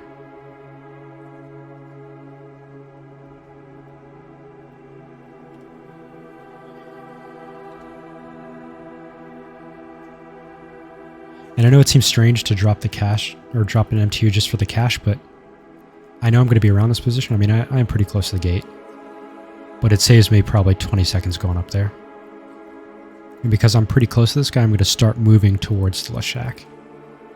Actually, I'm going to go back to my MTU. Because I know I'm going to burn time sitting at it. In this way, I don't have to worry about range. I've got things I got to do here, and then I'm going to go to gate. But like, I could pop this, could pop this. Not too worried about it though. I mean, it definitely is. It helps the rewards.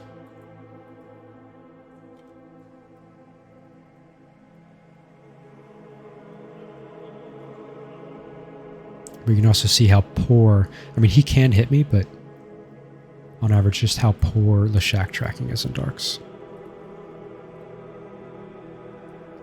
Just based on, you know, the ranges they fly and whatnot.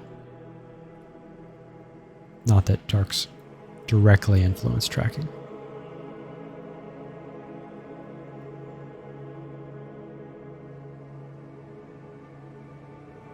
Hope everybody's having a good Saturday night, Saturday afternoon.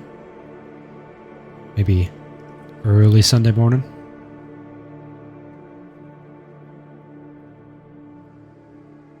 Not the shack room.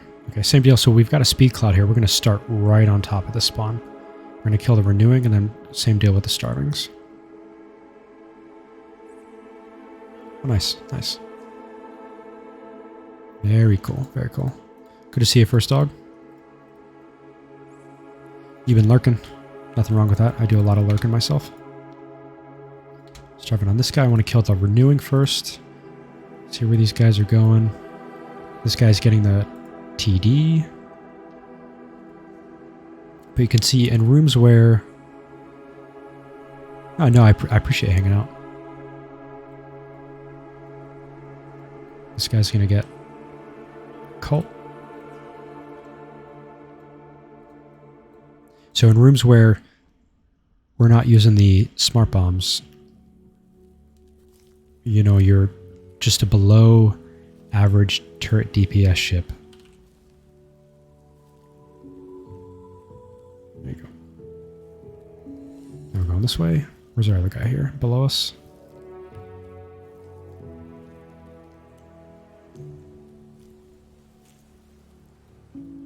Five. I definitely wasted some time there, but my point was, even in rooms where we're not getting our gimmick, we're still doing okay. So I want to kill this guy with Mezzan because these guys are together. Yeah, I've definitely, when I first started streaming, I was definitely guilty of that. And the smart move here is turn off my Ripper. I'm doing fine on cap even with these starvings, but don't force yourself into a bad position. Now I don't really want to go all the way down here. I mean, my Mezzan range is 28 kilometers, so I'm going to turn around and start making my way back up to these other starvings, which ideally they are near the boundary, so they're not going to go too much further. And they should be, because they're near my drones.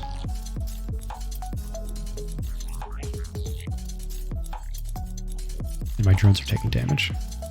That's what I was looking at. My drones are taking damage. So I think these guys are just going outside of the boundary. Maybe not, though. Maybe that spark needle's getting some damage on one.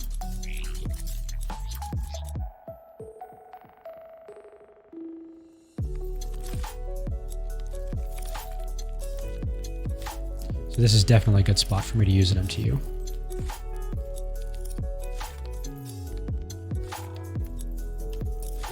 Just going to launch it there. I mean, this way, at least I'm not going through the gate.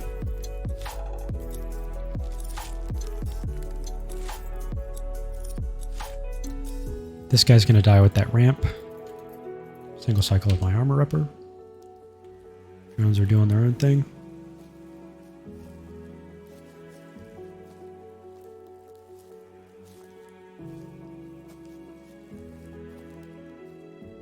What I don't want to do is reset that guy.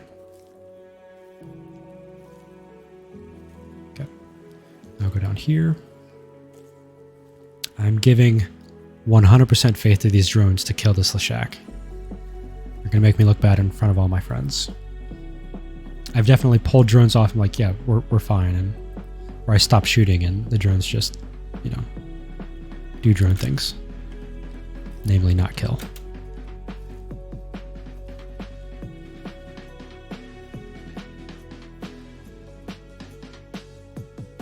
There we go. Good job. Good job.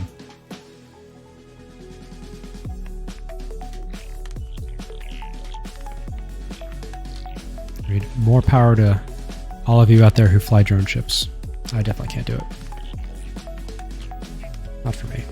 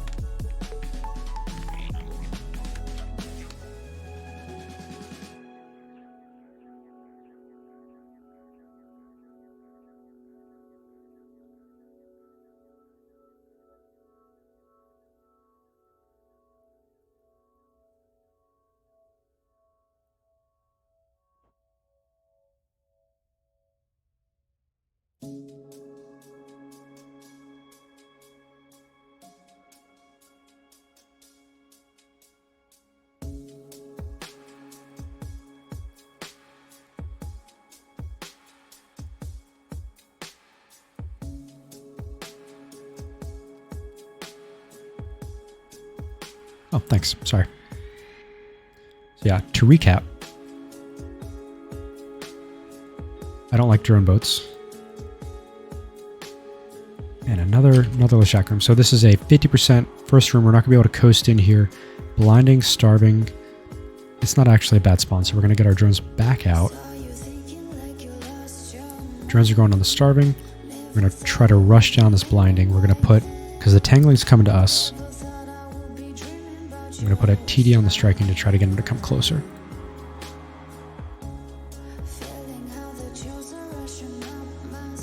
Apologies for the microphone. My daughter had a cold, so that means my wife and I are getting over a cold, so I've been muting occasionally when I'm clearing my throat or whatever.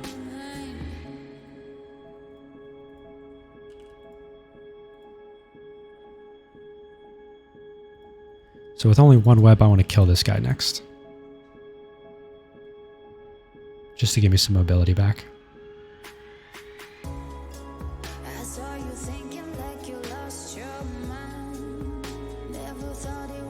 But yeah, so I use the Navy Vespas just because they're easier to keep up under towers. I used Navy Infiltrators for a while. But like in a Deep Watch room, I know I can keep these out pretty much the entire time. I want to see if I can kill this before he gets out of occult range. But like this guy's going to stay in mezzanine range. He should stay in mezzanine range at least.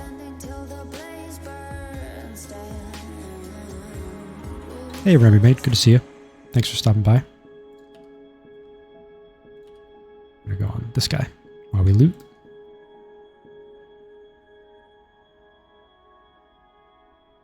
Yeah, so the drones at tier 6 for a long time, they only came out against Overmind, Karen, and Deep Watchers. Which is dumb. I should have brought them out against Leshaks earlier because they will kill stuff. And I could tell you that they will hit cruisers and frigs. So, like on a Sacrilege, you're not completely wasting, 30% of your ship's DPS. But I would not want it to be your primary source of damage. Definitely not.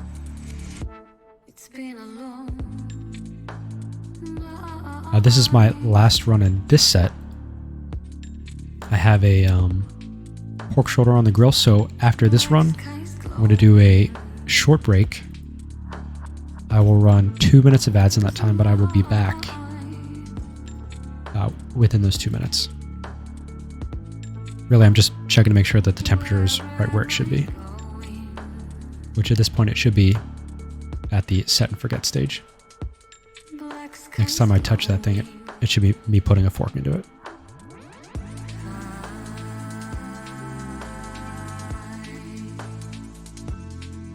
Now, I'm in mezzanine range of this guy now. I don't want to go too far down here. And I definitely don't want to reset this guy either, which I might.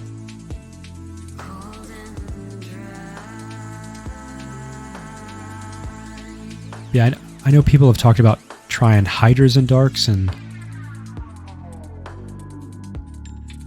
I mean, Dark has a lot going against you already on your timer, so I just would not make it harder on yourself.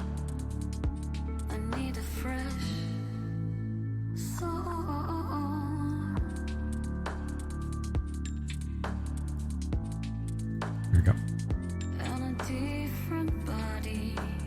Like, it's really tempting to chase this guy, but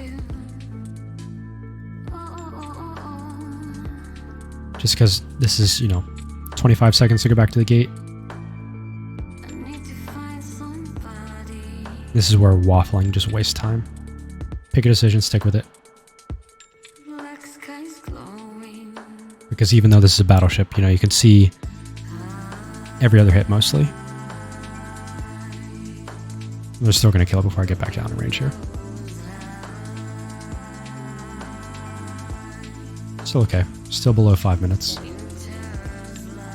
I mean, the goal of this fit isn't to... I don't want to just, get by rooms in passable times. My goal for this fit is to go fast. Yeah, I've had a few of those. I've had a few of those tonight.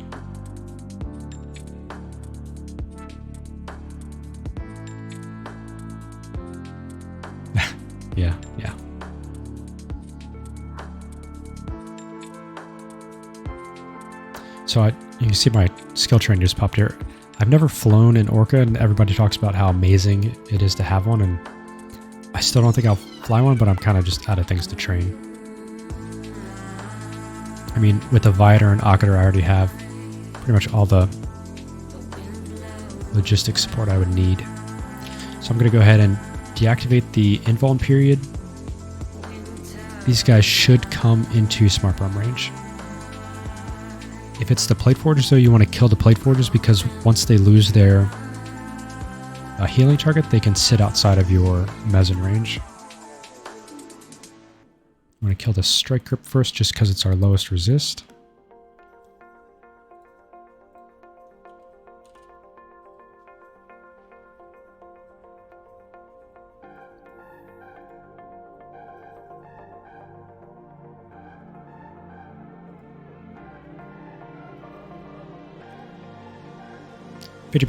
Tracking cloud, tracking pylon. The tracking is mainly going to benefit me. The Tesseras have 4,000 tracking, so their projection's hurting them, not tracking. I'm going to take this. Decent canned. So we decided that 130 is the number that I like here. I want to go with 130 meters per second. Orbit 10 kilometers. Still low enough here that I can go to a cult and get ahead.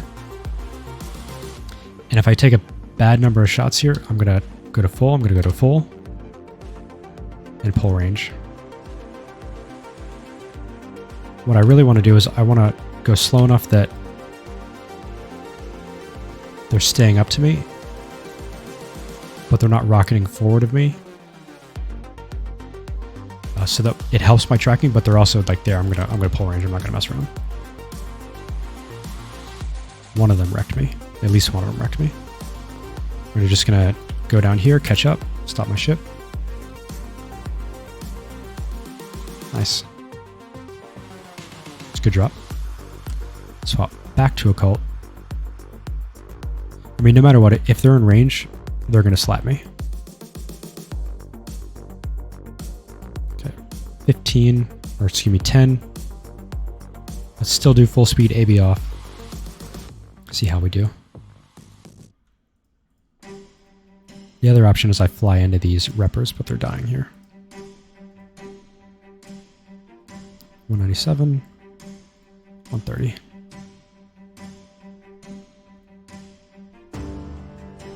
We'll hit this spark grip.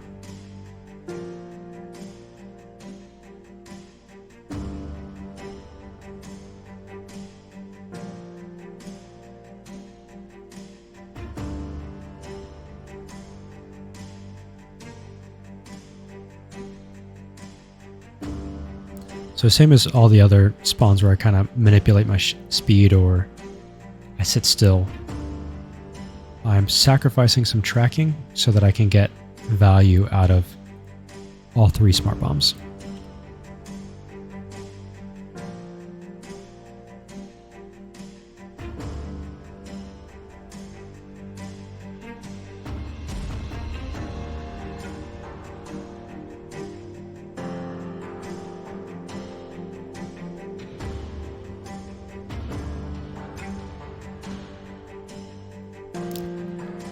Definitely appreciate everybody hanging out. Hope you are still here when I come back from my short break. I'm going to do another set. After that set, though, I will call it for the night, but that'll be another hour. That'll put me at about probably 3.5 hours before I'm done for the night. I'm going to start making my way to the gate.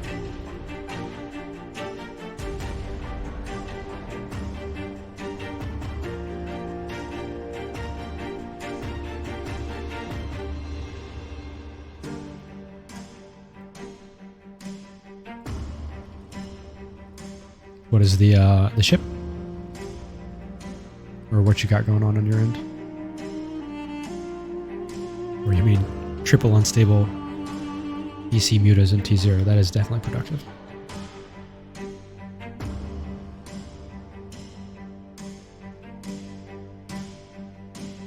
Okay, Deep Watcher room. I mean, we've definitely had some runs this set where you're just a gunboat in darks. Yeah. But I mean, I haven't really had time or energy to play, so I'm making up for it. So what's funny is T4 is consistently, it looks like this spawn where there's some frigs, there's some cruisers. It's definitely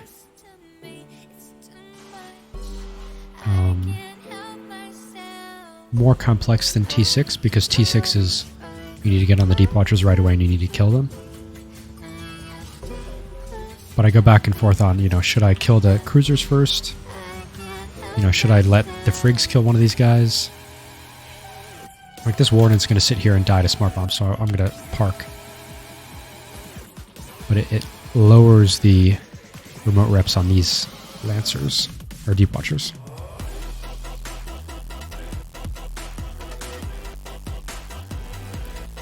I'm going to do a mystic on this guy. I think he might actually be coming to me. Yep, he is. So he might come under occult range on his own. But I do want to kill this warden with the smart bomb before I move. Ah, nice. That's good to hear, Mac. I mean, you're running enough that you're seeing the good and the bad, but for someone who's so active, I would hope that it's more good than bad. 349, we're right at our occult number, so I'm not going to swap here. What I will do is make sure that I'm within occult range of this other one. I'm going to turn off my smart bombs before I kill my drones. Actually, no, we're close enough here. I'm going to recall drones. I think.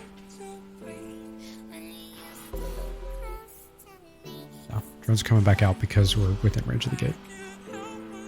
Kill the Lancer.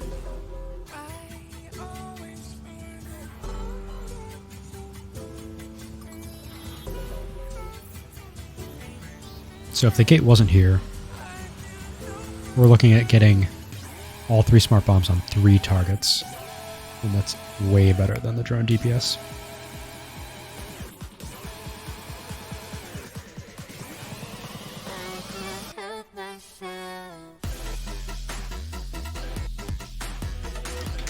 Put drones on the guy that I'm not working on.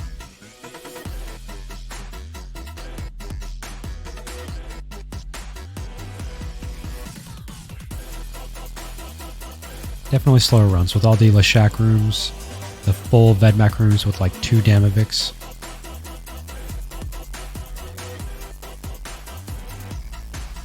We haven't had a Sancha room tonight. This is our first Deep Watcher of the night.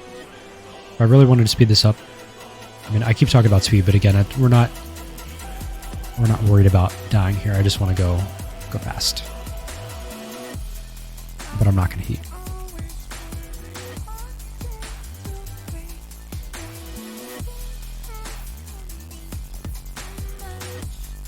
And part of my reasoning for doing that, especially when I designed this fit, was I want to stress test it. And I know that if I make a mistake, heat is there to help me through mistakes. Ideally, I have a fit where I'm not, I have to use heat. In T4 at least. In Tier 6, you should be using heat. It's a very good resource. You should have the skills to be able to repair mid-site quickly and efficiently. No reason not to use it, especially in a Deep Watcher room.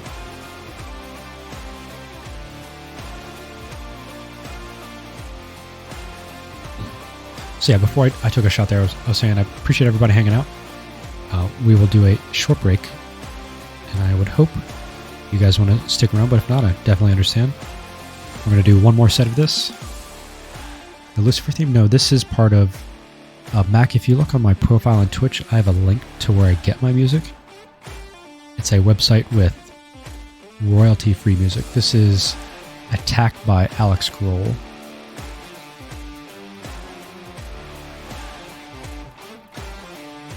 And before this was I Can't Help Myself by Captain Cubes. Cubes.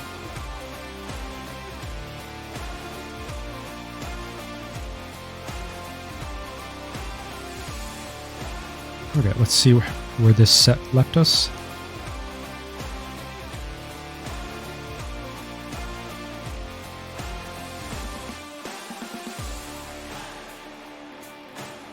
Maybe. So I've actually come across some instances where I've seen this music on other programs.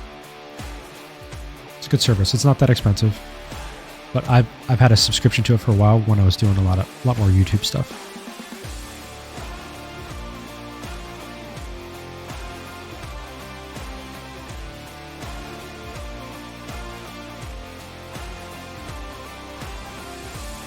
Okay, so for this set,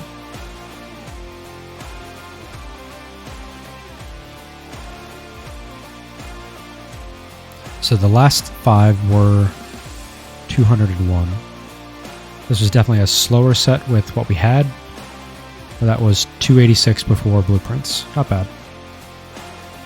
I mean, still we're right around an hour. Maybe a little bit over. Let's get prepped for the next run.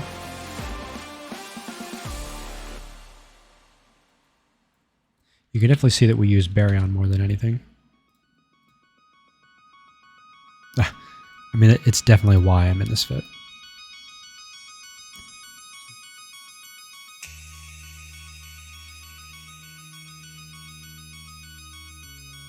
You can see I still carry paste for when I put myself in a position where I really should use it. Okay.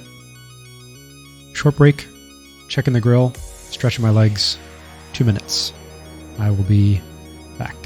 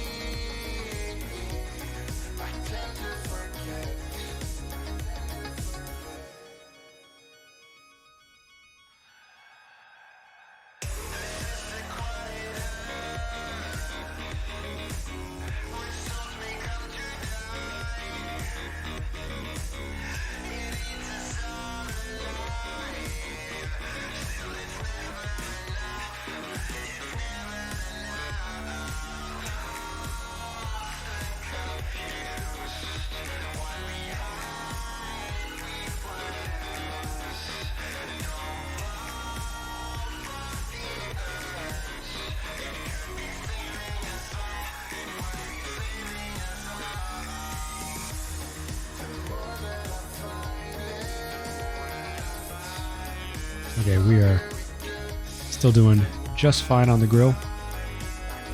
Still right at 300. Be a good night. Probably check it one more time and then go to bed after the stream and it'll be fine when I wake up. So, one more set for the T4 Dark Icky.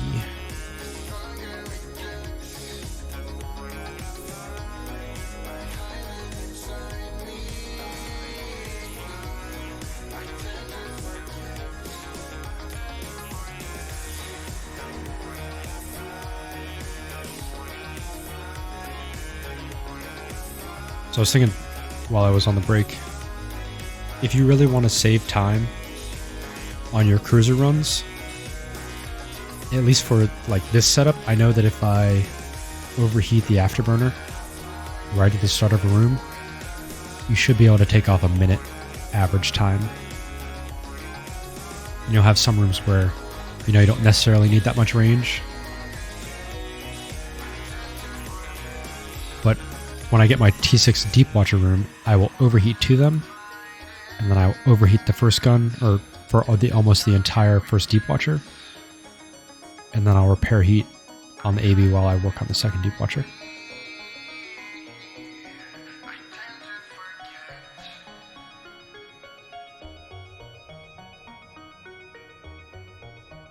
Yeah. I mean, it just depends on, you know, where you want to put your risk. Both are viable, and standard is pretty close to mid-grade.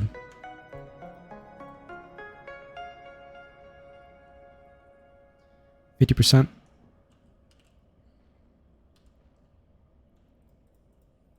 going to put a tracking disruptor on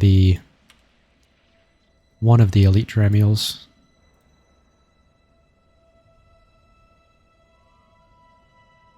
Oh, nice.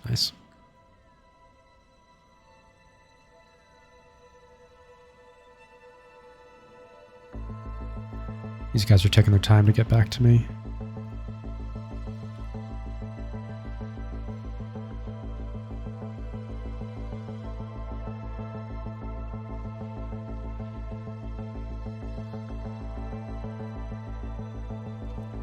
I mean, I'm webbed enough here that I could just turn off my afterburner.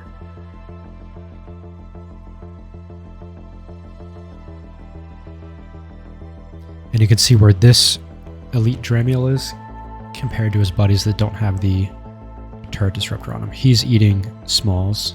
We can even pull up where we have their HP. You can see the difference.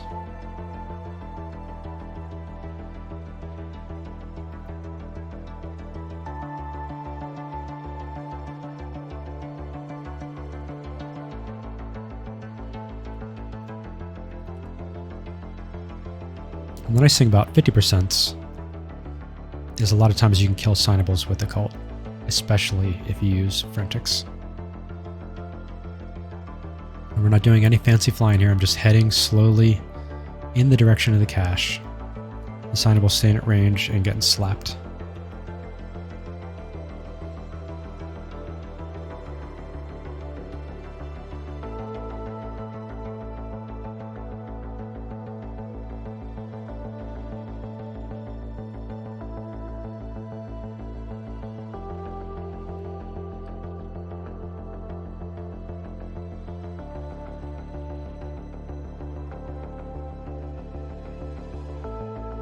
Mac, did you check out the AT trials today? Or anyone, for that matter?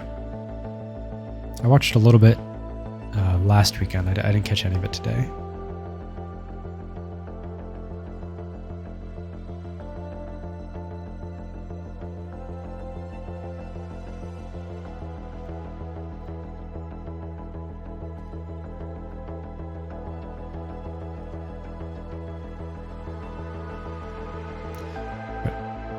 Tetrion on the higher health one.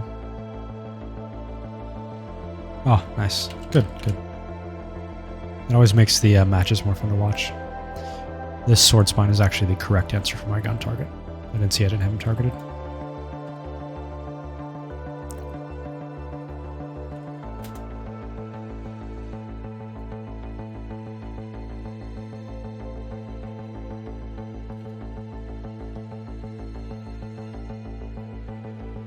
So if you're in a position where you need to turret down a frigate, don't put your tracking disruptor on, because you don't want him to fly that close to you. I'm just going to go a little bit of piloting away from him, and that's actually what's kind of nice about the trig gun is you can see a line to where they're at.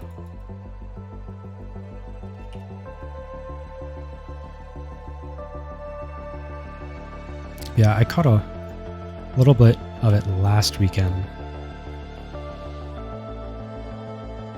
For the most part, I never watched it a lot.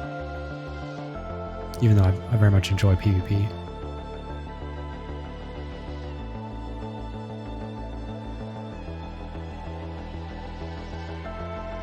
Haven't seen a Rediva tonight. Pretty straightforward room though. Let's see if we can kill this ghosting before we get started. Really get started. What's he doing? Not coming to me. Maybe not. Nice.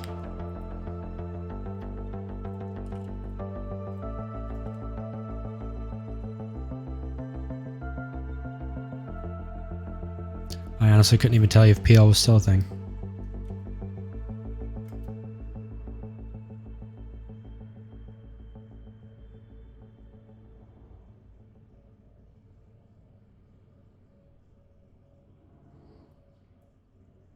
I mean, that's what's nice about Eve is there's so much in the game that you can barely scratch. I mean, as in, you can find a niche that you're happy in and really not come across, fairly large entities and what's going on elsewhere in the game. It's good and bad with that.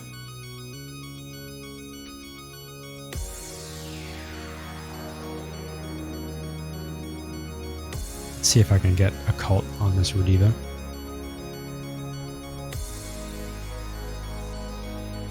Ah, okay. That's fair enough.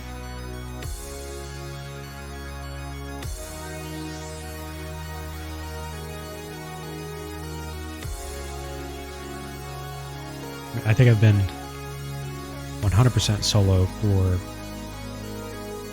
probably 4 years now, if not longer. I went back to wormholes for a little bit. I did NPCs nullsec for a little bit with some guys. But last time I was in a no joke nullsec entity was right around World War B, where I really learned for myself that I just didn't want to do that.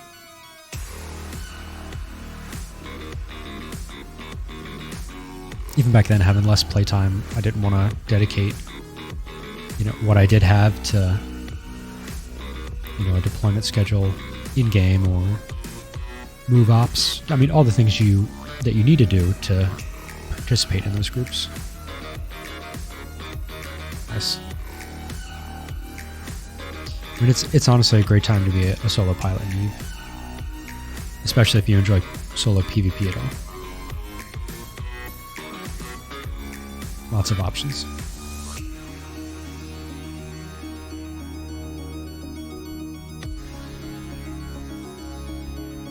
Yeah.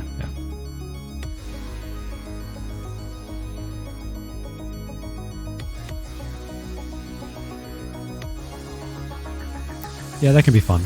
And I've small scale. Back in the day when I could find a moon that was kind of out in the middle of nowhere but was still worth the effort, I had a Blop Sino chain to get biters out, in and out, to manage some moons. But with parchment filaments now, I mean, you can do a lot of stuff quickly.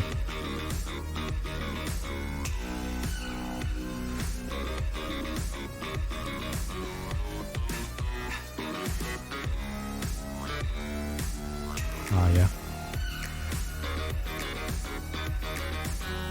I think the most I ever do with that is go kill the smart bombers.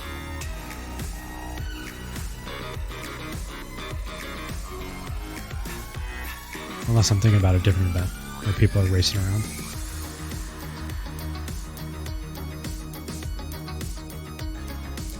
First sanctuary room of the night.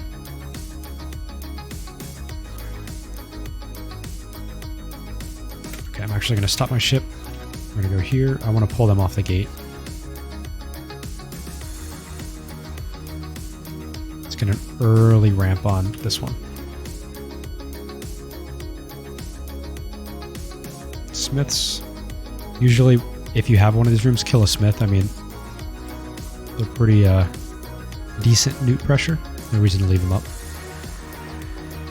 But we have 3 knights to kill, so I'd rather just get started on them.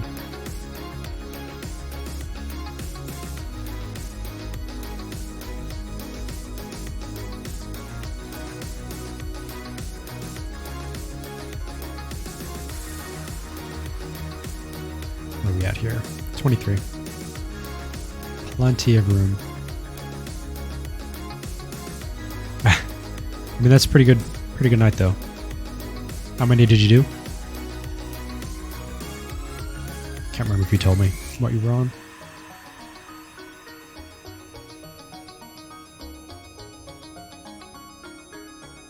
I mean, if I hit 6, it'll be a good night for me. Oh, okay. So this guy, we can kill with a cult. Now you can see that I am taking a beating here. It'll be okay. Because these guys are going to die soon. I was hoping to kill one of these guys with a cult, but I'll see what I can do. But Sancha are so slow that I don't want to move until these guys are dead.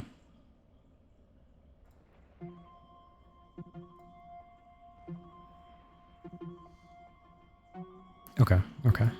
So yesterday, when I was debating on if I should stream or not, I decided to rest a little bit more. And I did my first loot haul for this setup, and that was 5 bill. Yeah. Blopsing was always fun. But I found that I enjoyed being the hunter more than anything. So I have multiple tunes that can obviously Sino and bridge, but especially before the Sino change, what I like to do is take like a Brutix, and everybody wants to fight a Brutix, and I would go blobs hunting in that or something similar. You know, you're not getting great fights, but you're getting fights. I mean, sometimes you still get a good fight. For me, I don't like sitting on a beacon waiting for a fight to come to me. So I never wanted to be one of the guys that was waiting for content. I always want to be someone that goes out and finds it. And that's really why I'm solo. Because when I want to go, I want to go. That just means I'm limited in what I can do in the game. I can do a lot, but unless I really wanted to get into a Titan somehow and do some bridging like that, but difficult to do in solo. True solo.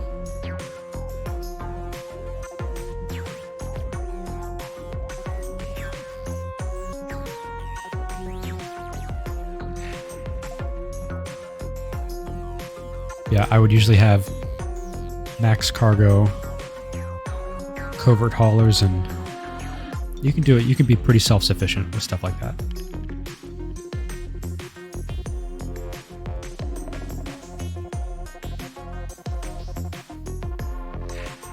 Yeah. Space is just different these days.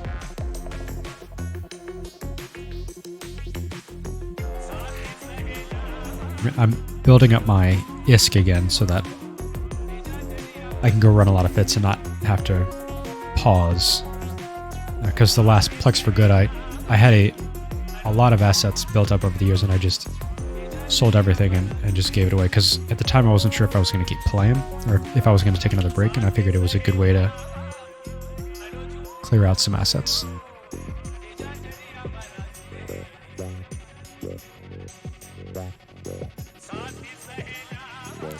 Yeah, so I mean, I have ults, but most of the time when I'm roaming, I'm one account.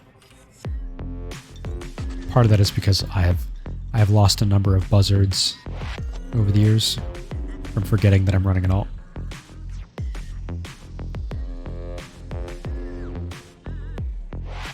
Don't have any lancers here. I've been bad about this. I haven't been checking my weather as much as I should, being complacent. I mean, for a lot of rooms, it doesn't matter because, you know, their range changes with your range.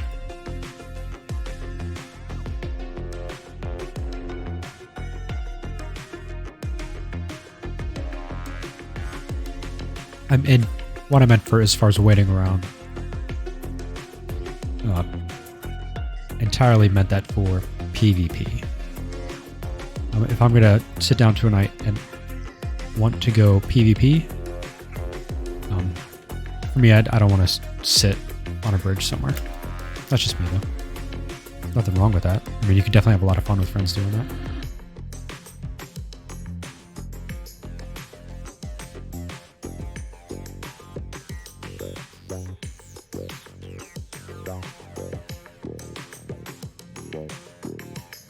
Almost feels like the game is not as responsive tonight. I mean, it's most likely just me, but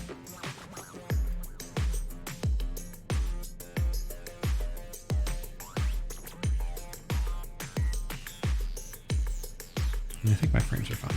Yeah, I'm fine.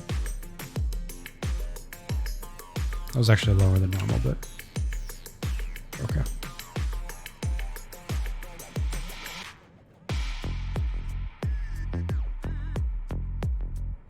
Yeah, I mean, it's true for Eve for me, and really a lot of games. I don't, not worried about obscure stuff or obscure achievements and whatnot. I mean, good. I'm glad that you have that in the game, and it's something you enjoy. It's just not for me. So I know that last weekend their stream was locking up. I'm not locking up here. I felt like I had some input lag there. Realistically, what I did is when I clicked behind me, I probably clicked the cam.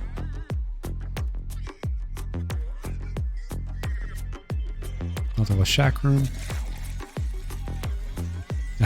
Yeah.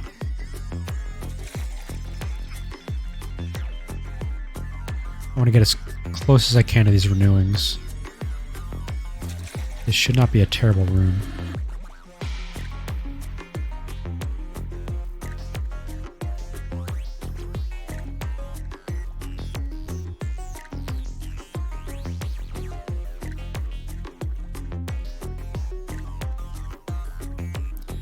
Drones are going on the blinding, just so he can go do his thing and you don't have to worry with him.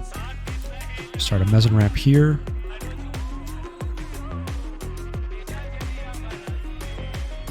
Got one fog caster on us.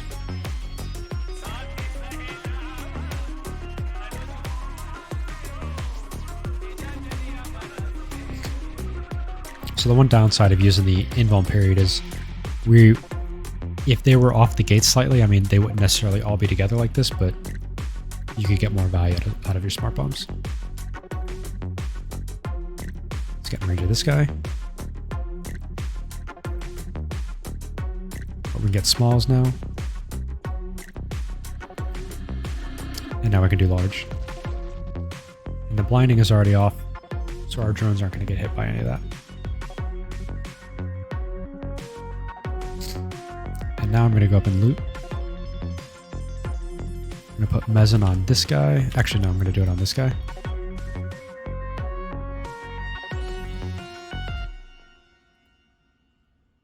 When I say that, they're falling behind. Yeah, it can be pretty low sometimes.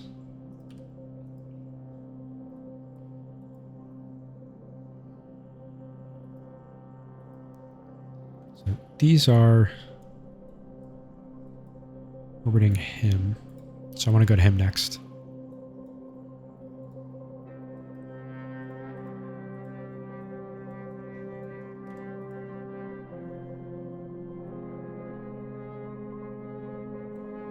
And it can be difficult trying to get new pilots to the Abyss to come in and learn Cruiser, because by the time they are really challenged, well, no, I mean, you can be challenged early on in something like a tier 2 or tier 3 if you don't know what to expect, but the ISK is just Not great. You'll have a lot of people telling you like, hey, you're wasting your time.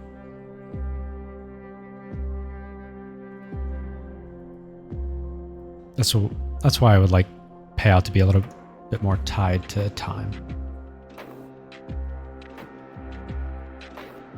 And then, like I said before, if we could do that, then don't kill a ship at the end of the timer, because then you'll get even. I think you'll get even more people into the Abyss, and you will lose more ships. People will lose more ships because there's more people doing it. Anybody who might be turned off from the idea of a timer. Because I mean, once you've done this enough, I mean, you're not thinking about the timer. At least I'm not. Other than that, I want to go faster, but you're already going as fast as you can. So, I mean, obviously I'm not. There's a lot of things I could be doing differently. Like not being 18 kilometers off the gate.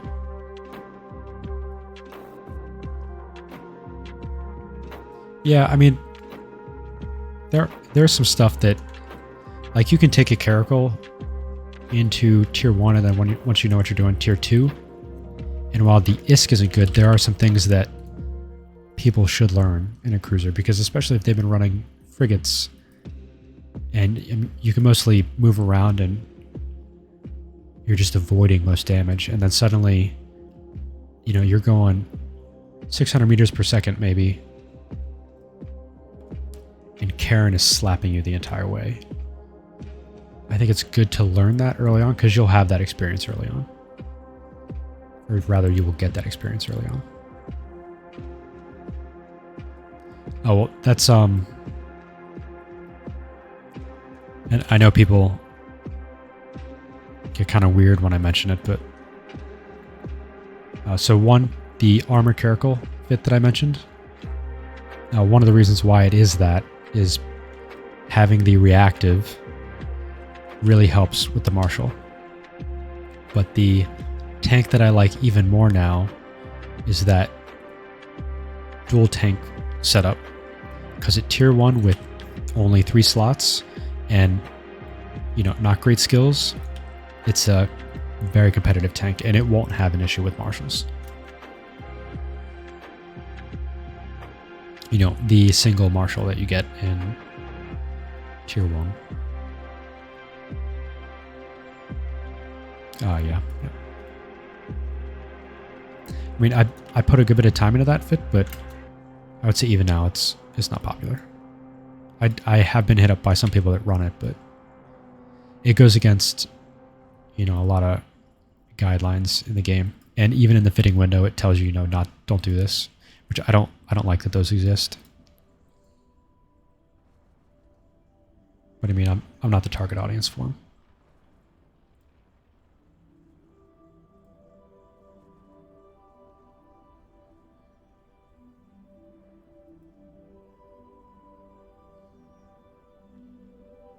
Just reset there. And I'm not paying attention. I should have my disruptor on this guy. Yeah, it's especially in a game where, you know, there are opportunities to go against the guidelines, and I would say they are nice if you don't know what's going on. And you've seen me say this in lurkers a lot. If you don't know what's going on, stick to the guidelines. You know, don't decide that you're going to just go run a micro warp drive, Gila, and T6, and you know better. You know, we're making these recommendations for a reason.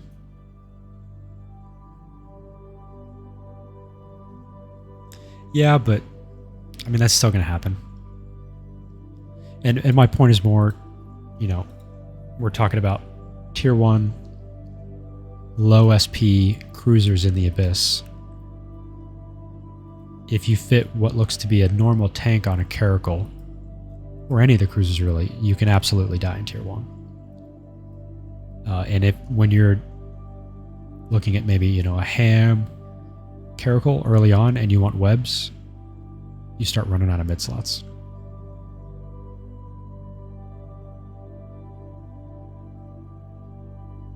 Yeah, and that's the whole point. And that's why my thoughts on it don't matter. They're not aimed at me.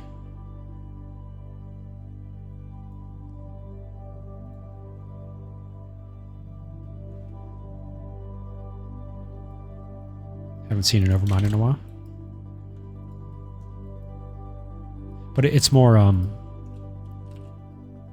those settings are, you know, or those warnings don't matter nearly as much as just some of the comments that could come out of the game. I mean, that's true in any game. You'll have people parroting advice, and it's like, no, that's not actually the case when you know what you're doing. Like this fit being a great example. I'll still get people hitting me up saying, you know, you can't track anything in darks, and usually I ask one follow-up question there, and the first thing that you realize is they don't even know what the dark bonus is. Which, that's fine. Not a lot of people run darks.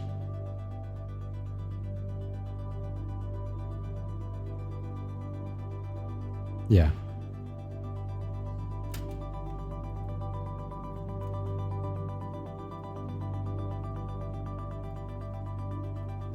So, I know the ads message just came up again, but the way I had it designed, we should have only had ads tonight when I was on break. So if you saw ads any other time, I would definitely be interested to know, because I want to make it so that we're not doing ads when I'm doing runs.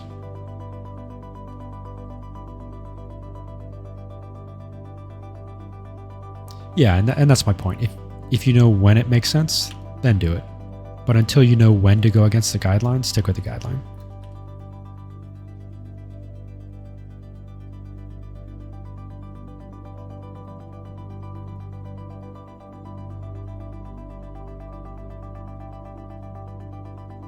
It's gonna be funny. I'm gonna pop that cash and still ignore it.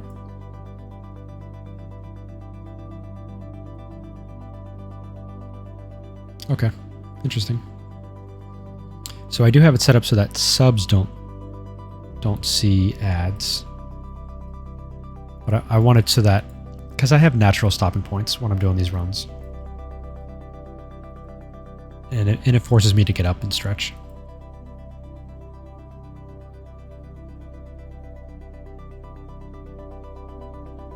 Okay, interesting. I mean, I know they definitely went through because I have my counter here for when I should expect some. Okay. Yeah, lately there's been some channels that I'll go to and I'm sitting on like 5 or 6 minutes, which just seems crazy to me. So I hope my first stream as affiliate wasn't that bad. So what I'm doing here is, once I hit about 50%, I'm going to go to an orbit, which is good because I need to line him up on the gate better anyways. I really don't want to reset him here. And I should have my drones out, not these smart bombs. Especially here. I mean, I do better in the shields with the smalls, but just use the drones.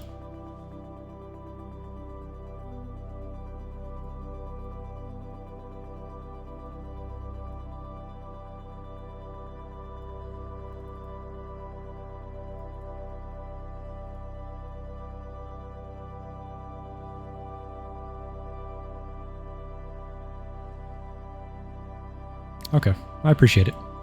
I haven't really looked into the revenue part as much. Like I said, I'm mainly doing this because I like talking about this fit. I like talking about the game, and I mean, Mac, you and I have had a few conversations now. So like right there, I just got a message saying that ads popped up, but I shouldn't have ads popping up right now. Yeah, I'm doing this for fun. Glad people can hang out. I mean, I'm not going to say no to anything that people want to offer, because what's going to happen is it's going to go right back into the stream and right back into the game. Just glad that people are enjoying hanging out.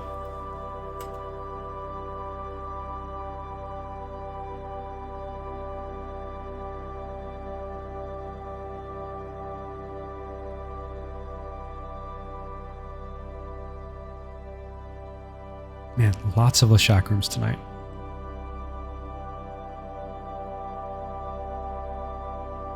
Yeah, appreciate it. So since the Kato came along, I definitely drink less. Mainly because I'll get halfway through a beer and I'm like, hey, let's go take a nap. So that means I keep cheap beer in the house for now. Or really when I do like a beer can chicken,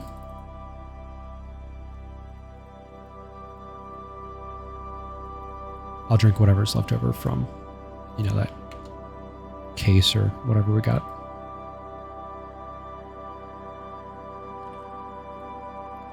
So let's start a mezzan here. Actually, no, we're very close. We can get a cult on this guy. Yeah. So a lot of my grilling stuff are things that I got. Man, if that was a starving, that would be amazing. We'll do that. We'll do the beer can chicken probably once a week. Not more than once a week, but usually at least once a week. I'm going to kill this guy because he's stuck on the gate.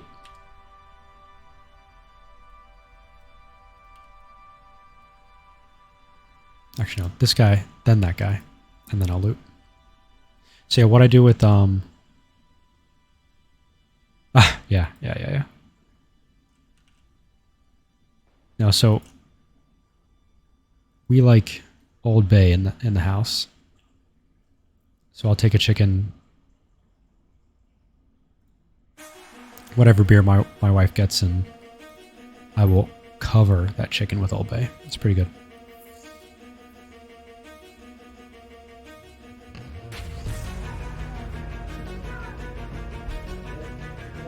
What I want to do is I'm going to go towards this guy. I'm going to put my drones on the renewing. Just because I can occult them because they're close together here.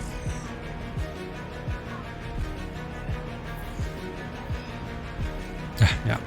I mean, I could finish a can that quickly if I needed to. Yeah. And actually, the night that Obi-Wan came out, we have a backyard theater setup that I put out. And me and an army buddy of mine went through a bottle of gin. And that was really the first time I drank since we had the kid. And the main thing that I realized during that was, as long as we have the kiddo, I don't want to drink like that. Not just me, though. When we're on duty, at least.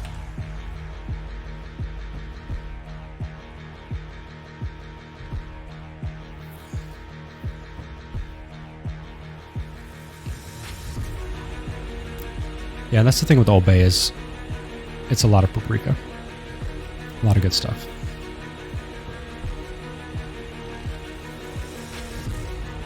But yeah, our rotation is usually probably a pork shoulder every 2 weeks. Probably one of those chickens every week. I'll do a huge thing of salmon during the week. Did spaghetti a lot. On the grill, actually. I'll do the red sauce on the grill. Ooh, nice. Navy Vespas are strong. I mean, I'm way out of position here. Let's see where... I mean, it's mostly on the way. Let's get up here. I'm going to go towards the cache. We're just going to mezzan this guy on the way.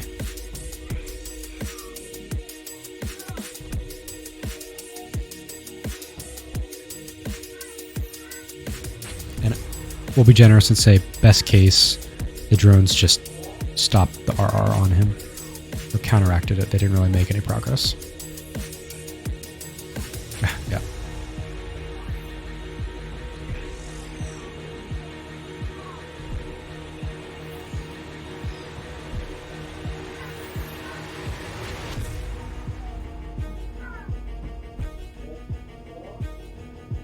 Good timing. It was about to reset.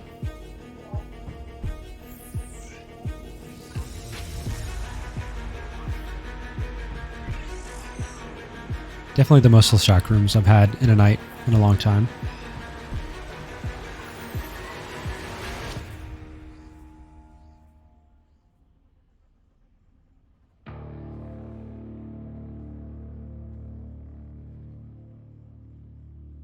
Deep Watcher. I'm going to go to the cache. I mean, I know some people talk about floating in to reduce the time they can rep, but one, we're going to bounce off that anyways.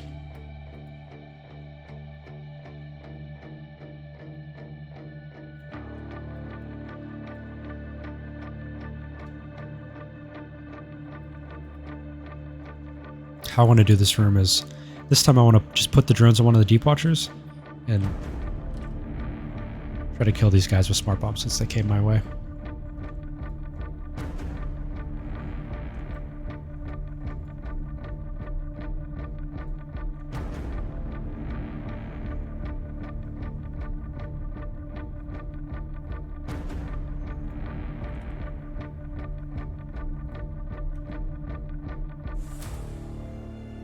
And since these guys are here, I'm not going to force a position on the Deep Watchers until I can kill these guys.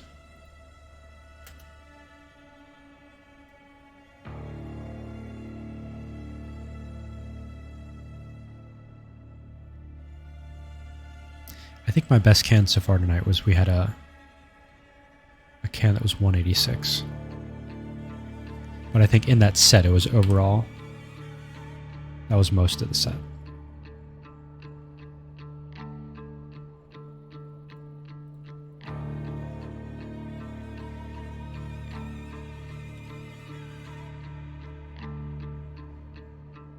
So if this guy's the next 2 cycles, we'll still be able to go to Occult. Nice.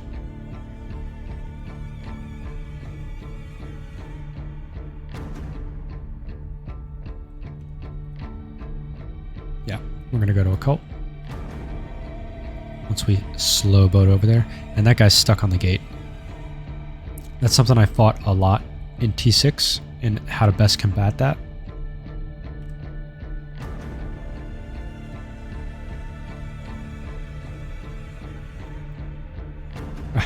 Yep.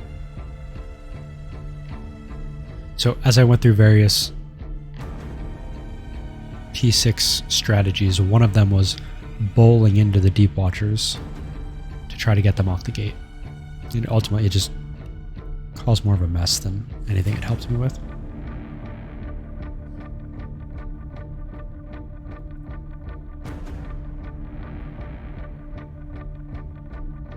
Because it's late in the night, I will use some heat here.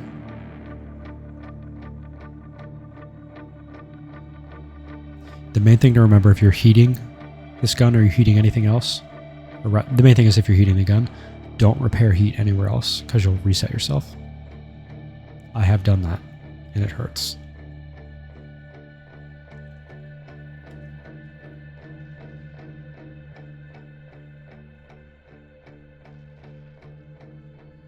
Yeah. So you're not running a pack right now?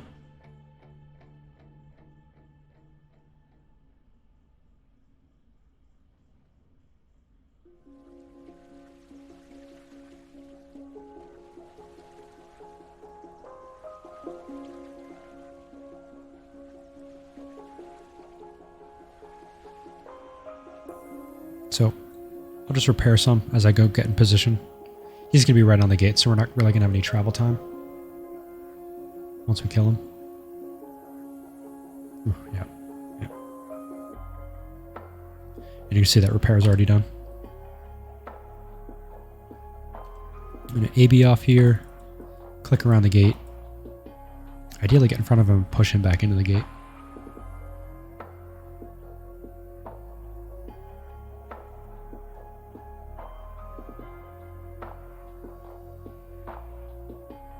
So for me, since I don't use the M2 as much, the thing is here is I'm excited that I'm right on the gate, so I need to make sure I don't leave my drones. Oh, okay. Yeah, much less punishing.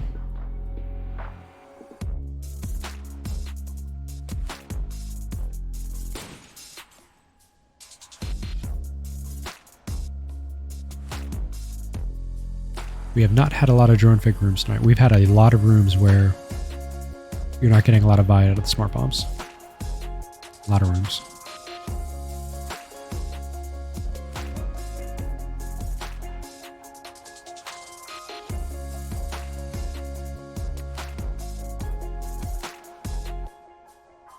What are we doing ammo-wise? 1,000 on Occult, pretty much.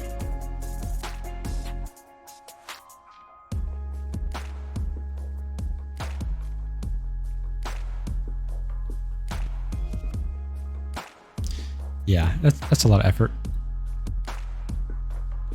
compared to reward. especially if, like I've said for a long time, even before I was running this setup, that tier 4 cruiser is an excellent sweet spot. I mean, we could very easily be running T5. I'd be looking at the same problems with T5. Not problems, but ways to approach the room. 50%.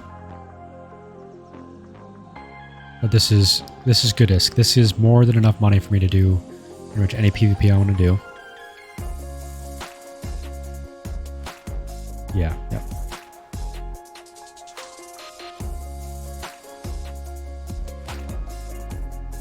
Just gonna Mystic while I get into position.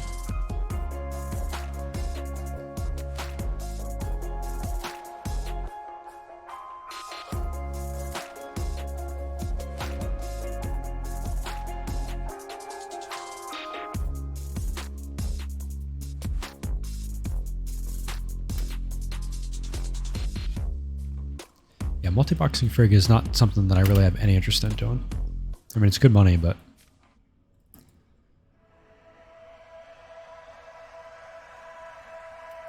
Oh, nice. I mean, it's good time with the deal.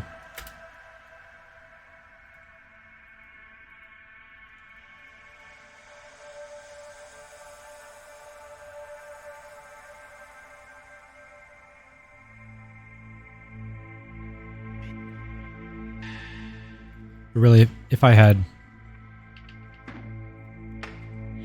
Or once I have ISK like that again, I'll just run more Macarials and stuff.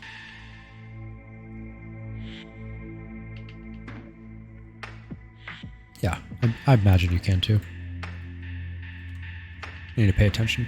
Not I'm not paying attention, but this is this room can take time. Yeah, and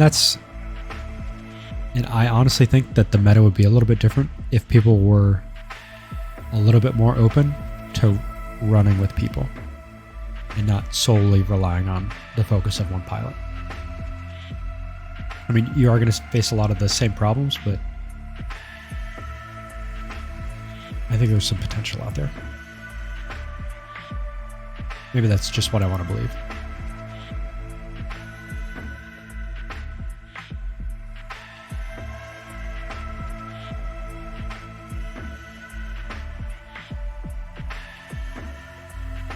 So you can see we're not really getting much value out of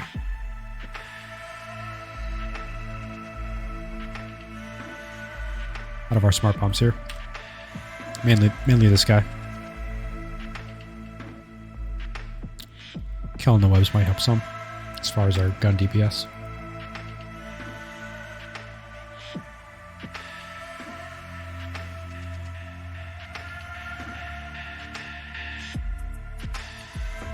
Yeah.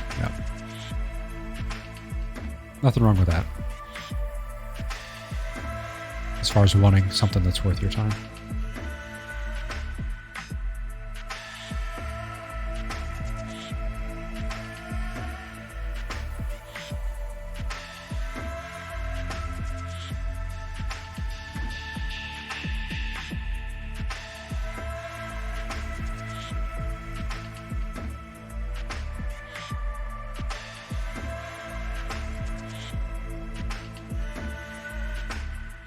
I'm going to go ahead and get an occult range on the striking.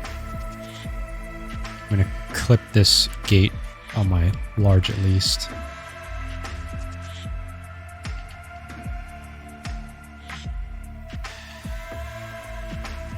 But I think the striking is going to carry us away, so it'll be okay.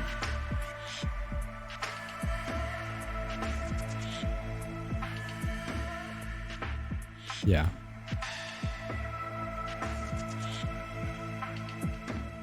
But I mean, you also don't have to run crazy expensive setups.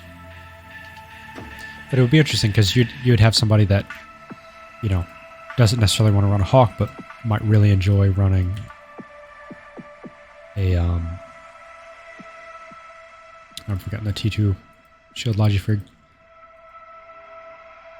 Basically run a different role and have a very different experience. Yeah, appreciate it. Enjoy. Hopefully it's not too cold out. So again, no web here, just using Baryon, clicking away. Tracking's fine.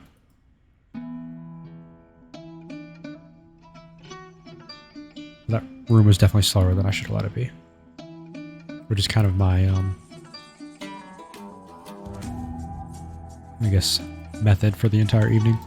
So we want to kill this plate forger first, then we'll start on the overmine.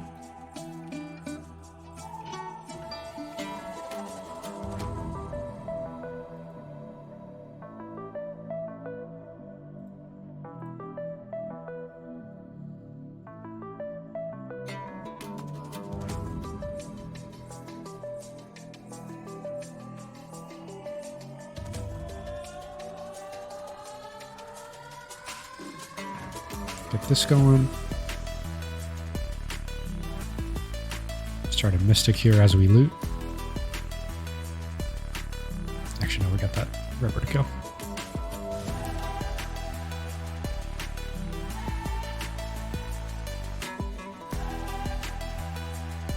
Now we'll start our orbit on him. Smart bombs off, drones out. And a cult.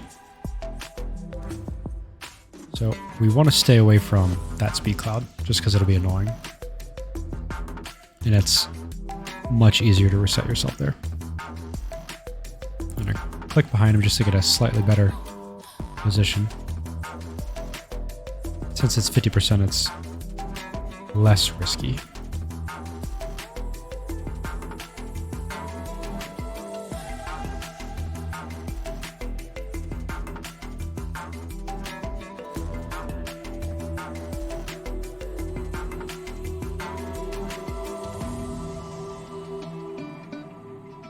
So at least should put us back over the gate.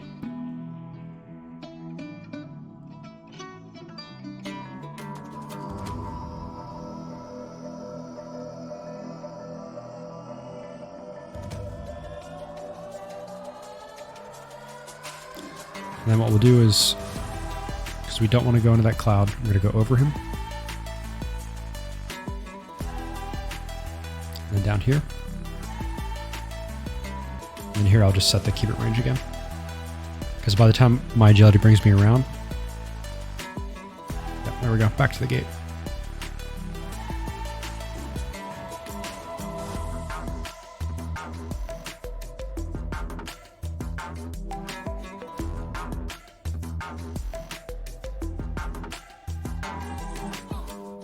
It's one of the few spawns where you'll get a decent ramp.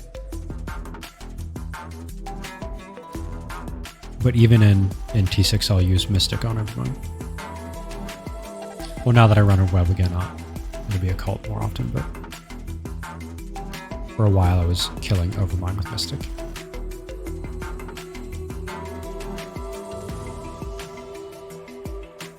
Go back to an orbit.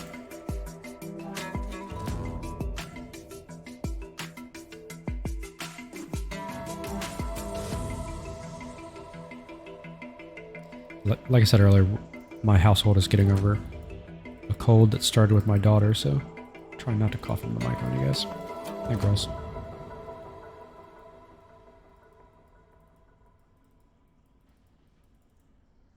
Who's coming back in? I mean, we're going to waste about 20 seconds here, but not a big deal.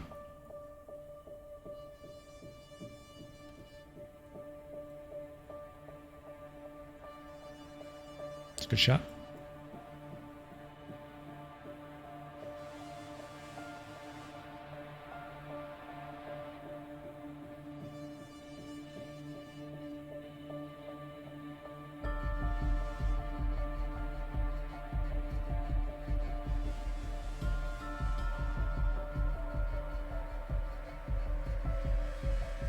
Half expecting it to be Leshak's again. It's just the way the night is gone. Like it'd be nice to have just give me a couple drone frigs, just to pay that effort all off. I mean, the rewards are great, but sometimes it's nice to have a run that really plays into your strengths.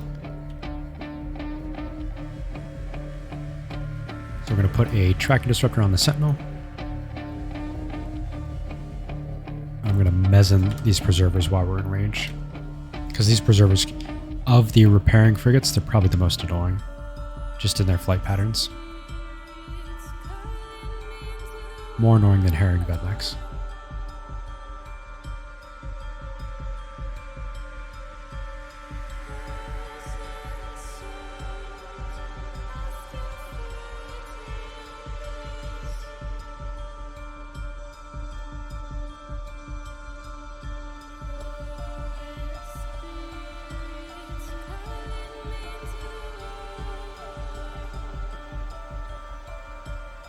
I mean, if they sit in Smart Bomb range, they're not nearly as bad, though. So let's see what he does. This guy's already in occult range, so I want to kill him. Don't waste the time I've had with this.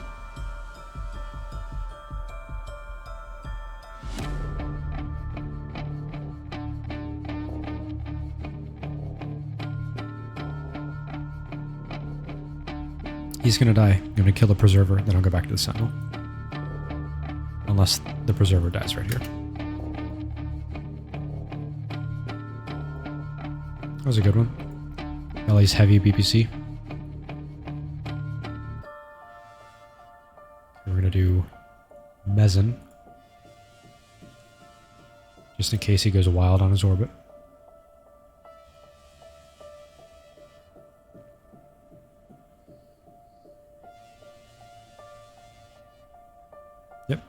Ellie's heavy. I put some contracts up for a stack of some lights. And I think I did a contract for one heavy earlier.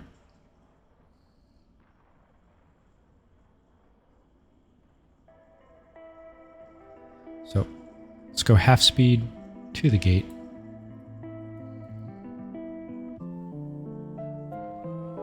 And full speed when he's dead. Turn everything else off. Prep for the final run of the evening.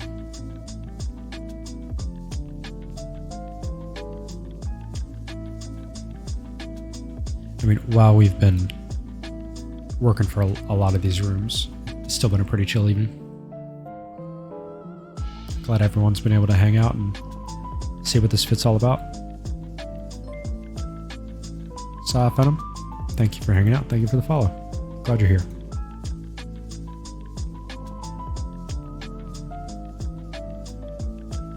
Plus, it's nice having people that are interested enough to, even if they don't want to fly it, to comment on it, because since I've put so much time into it, at this point I'm less creative than I probably should be about tackling some problems. So there's going to be things that, probably ways that I can improve that I may not see as well. And another heavy Vedmak room. 50%, okay. So like I said before, one, I'm going to kill this Damavik on the way in. I'm going to turn my Repper off. The only Vedmak that's going to be shooting me is the one that I put the Tracking Disruptor on.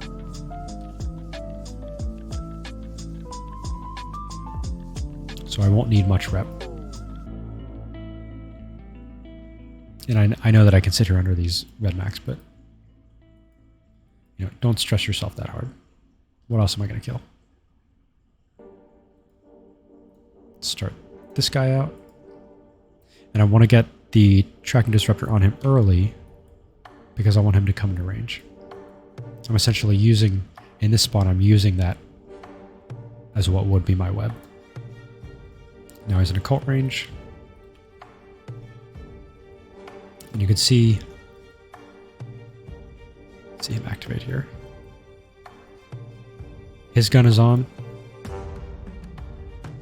This one's not. And this one is not. This is the only one. Coast back out just a little bit. There's not that many Damaviks, so we have time. Single cycle rep. Like if you wanted to, you could leave this rep running the entire time. I just like having things to do. So I'm going to start a Baryon on this guy. TD this one, just because I have some time until he comes into range.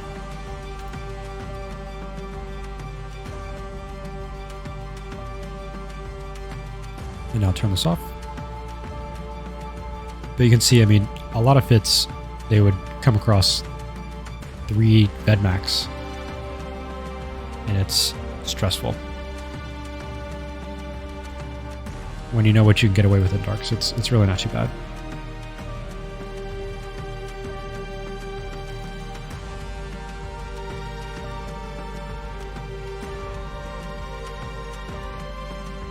I'm actually not sure. I'd have to Google that one. Maybe. I could tell you what's funny is a lot of people, they see this fit, they see it's pricey, and the first thing they go to is they want the officer gun. And that is not what I would say is the right play. Because it's less range. And I know it seems odd to argue over 500 meters, but if you give me 500 meters more in a cult, I'm going to take it. Oh, okay.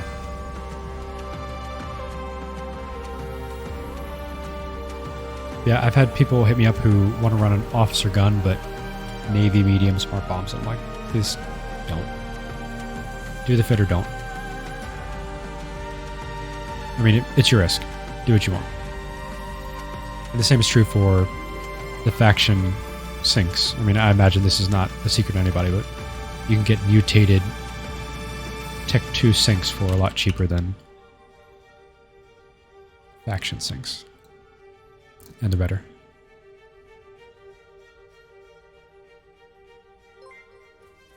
Oh man, the Mighty Blue Goblin. Appreciate the follow. Thank you for hanging out. So let's see if I got this command right. So Mighty Blue Goblin is a newer Eve pilot. And I caught him streaming a few times. So let's see if I can get this command right. What we got here? Bedmax again. We got time. We got time. We can do this. Well, I might be able to do it. Let's see. Okay. So yeah. Good streamer. He hasn't been streaming Eve as much lately while he trains. But Mighty Blue Goblin was eating a Punisher into Tier 1 successfully pretty early in his Abyssal career. Well, that's all good. I'm glad you're here. Lately he's been doing some Destiny. I think he was doing... What is it? Oh, thank you for the sub. My second sub. I appreciate it. It means a lot. Yeah. So, Mighty Blue Goblin and his wife both stream. Both entertaining to watch. Mighty Blue pretty consistently does video games. He's been doing some Destiny. I think it was Phantasmophobia, and then on Wednesdays at 9 Eastern, they have a D&D game, which is pretty chill to hang out in. I'm glad you're here. Hope everything's going well. Hope the job hunt has been going well. I think you accepted last time we talked.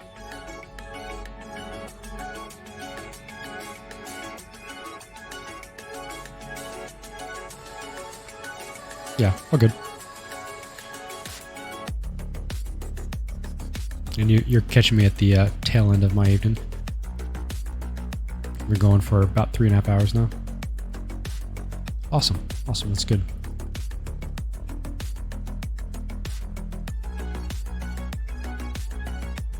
Just means you can figure out your schedule and we can pull you back into Eve. I was actually just having a comment with Mac about people running frig groups in actual groups and not just solo.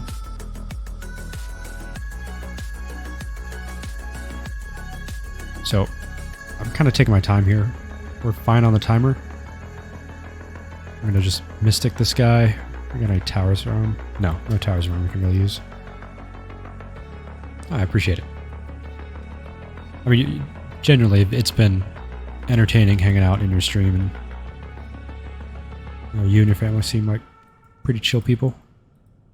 Good place to spend my time. I haven't done it as much lately just because with our kiddo and being tired, and what I was telling them earlier is my family got back from a trip that I didn't go on, and they came back sick. So that's been going throughout the house.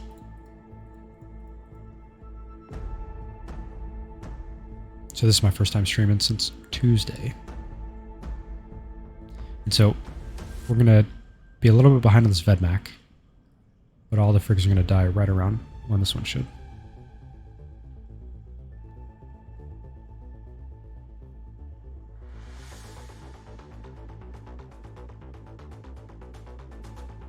can't remember any amazing drops this set. For those who haven't been here the entire time, how I do my runs is I do 5 at a time. I don't really worry with is per hour, I worry with what I can do in a set. And where that came from is in T6, I can very easily do 4 in an hour. I could almost do 5. Sometimes I have done 5. But that matters to me because I'm running expensive drugs. Straightforward last room of the night. Awesome. Yeah, so if you like Zoo Tycoon, my wife was playing the Jurassic World game a good bit. Yeah, some of the fits, they do look pretty interesting with dirt on them. My wife has been playing Prison Architect a good bit lately.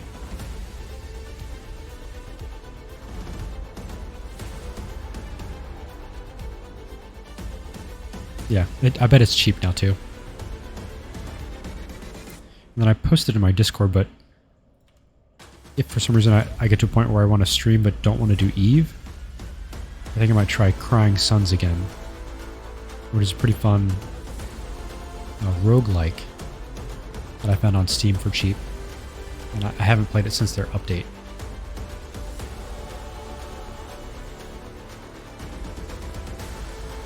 Oh yeah, no.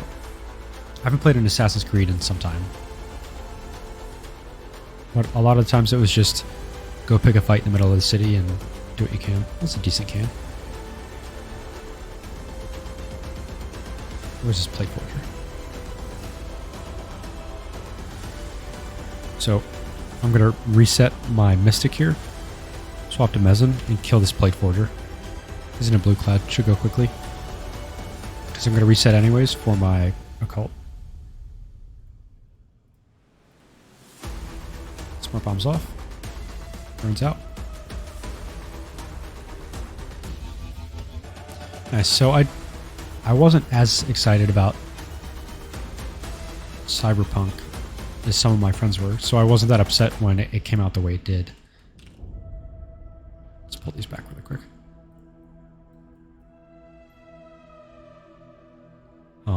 I will probably eventually go back to it and just, hopefully get my money's worth out of it.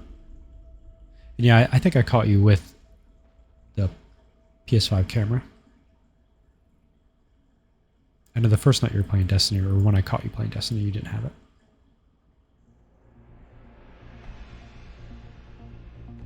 Yeah. Yeah. The way the pacing was at the start, at least for me, because I didn't put nearly enough time into it, but there were moments in the narrative and I'm like, is this, do you really mean to be doing this right away? It's just odd to me. And I'm the same way with shows. Writing is important to me, and dialogue is important to me. If a bad line, breaks immersion, that's a party foul for me.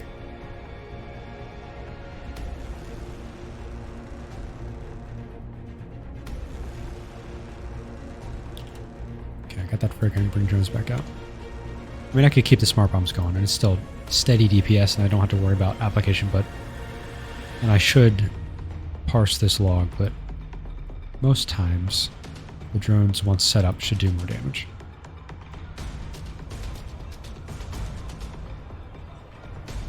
Yeah, I think tonight we've only had one fast run that was like under 7 minutes.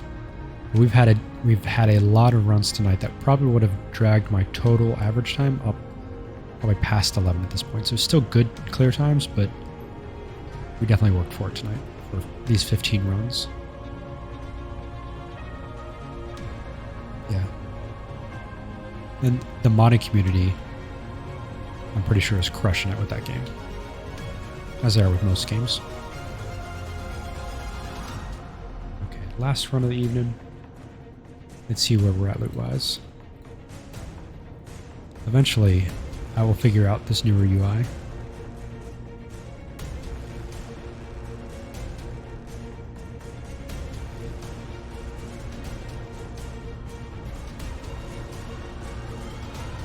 Yeah, I can't remember where you left that off. I know you mentioned in Discord that you were training the Vedmak.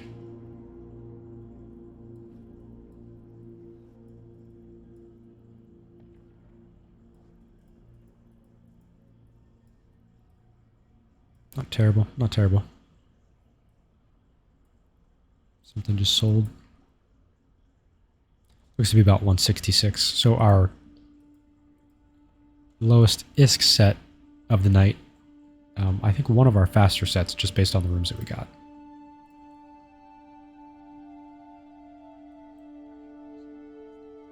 But we can very easily look at what we pulled for the evening. Oh, nice, nice. Once you have that, it opens up some possibilities. 166. Let's just drop it in here. So yeah, across 15 runs, and I've been live for 3.5 hours. We'll be generous and say 10 minutes worth of breaks there. And I didn't get started right away, so 3 hours, 10 or 20 minutes for 652 million ISK is not terrible. This will add a little bit of ISK there. Not bad. Nothing to be upset about. Yeah, I appreciate everybody hanging out. I appreciate the follow and the subscription. The few follows I got in the sub. So I'm not running a schedule right now because with my daughter in the house and just with the real life requirements, I'm not consistent on when I can play. So the best way to catch me is to follow me. And then I usually try to stream around 9 p.m. Eastern when I can. That's usually, yeah, the Iki is so strong. I love this ship, but it's a ship that I only fly in Abyssals. I won't fly in PvP because I think it's less engageable. I mean, it is less engageable. Oh, I appreciate it. But yeah, if you enjoyed the stream and enjoyed hearing me talk about the fit and just random Eve stuff for the last 3.5 hours, definitely drop me a follow. Oh yeah, you're welcome, First Dog. Let's see who's got Eve going on Twitch right now. Got Judge up. ACID2112, thank you for the follow. Thanks for hanging out. Looking forward to hanging out in the future. Oh, you're good. No, I'll link up with you. We were going to talk about Mythic Plus anyways. Cyber Ghost, you're welcome. Thanks for hanging out. Hope you enjoyed the fit. And this goes for everybody. If that fit interests you, you're welcome to hit me up in my Discord that linked not too long ago. I also hang out in Abyssal Lurkers a lot. Or you can just, send me a message in game. Happy to talk about the fit. I have a good number of hours running it on Twitch now, on VODs, that if you're unsure about a spawn, you can probably find it. And if you can't find it, ask me, and I might be able to, 1, tell you, or 2, find a clip for you. So, let's go with a classic option here. Judge Sarn. Blind Drunk. Might even be doing a class because it says Judge 101, unless it's just a basic Judge stream for your PvPs. Either way, I think it'd be a good choice.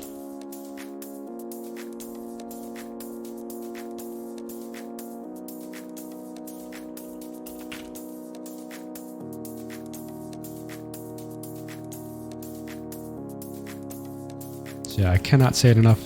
Appreciate everybody hanging out. This was fun. I mean, I'm just doing what I do normally in the game, and now I get to do it and hang out with all of you. So thanks again, and have a good night. You're welcome.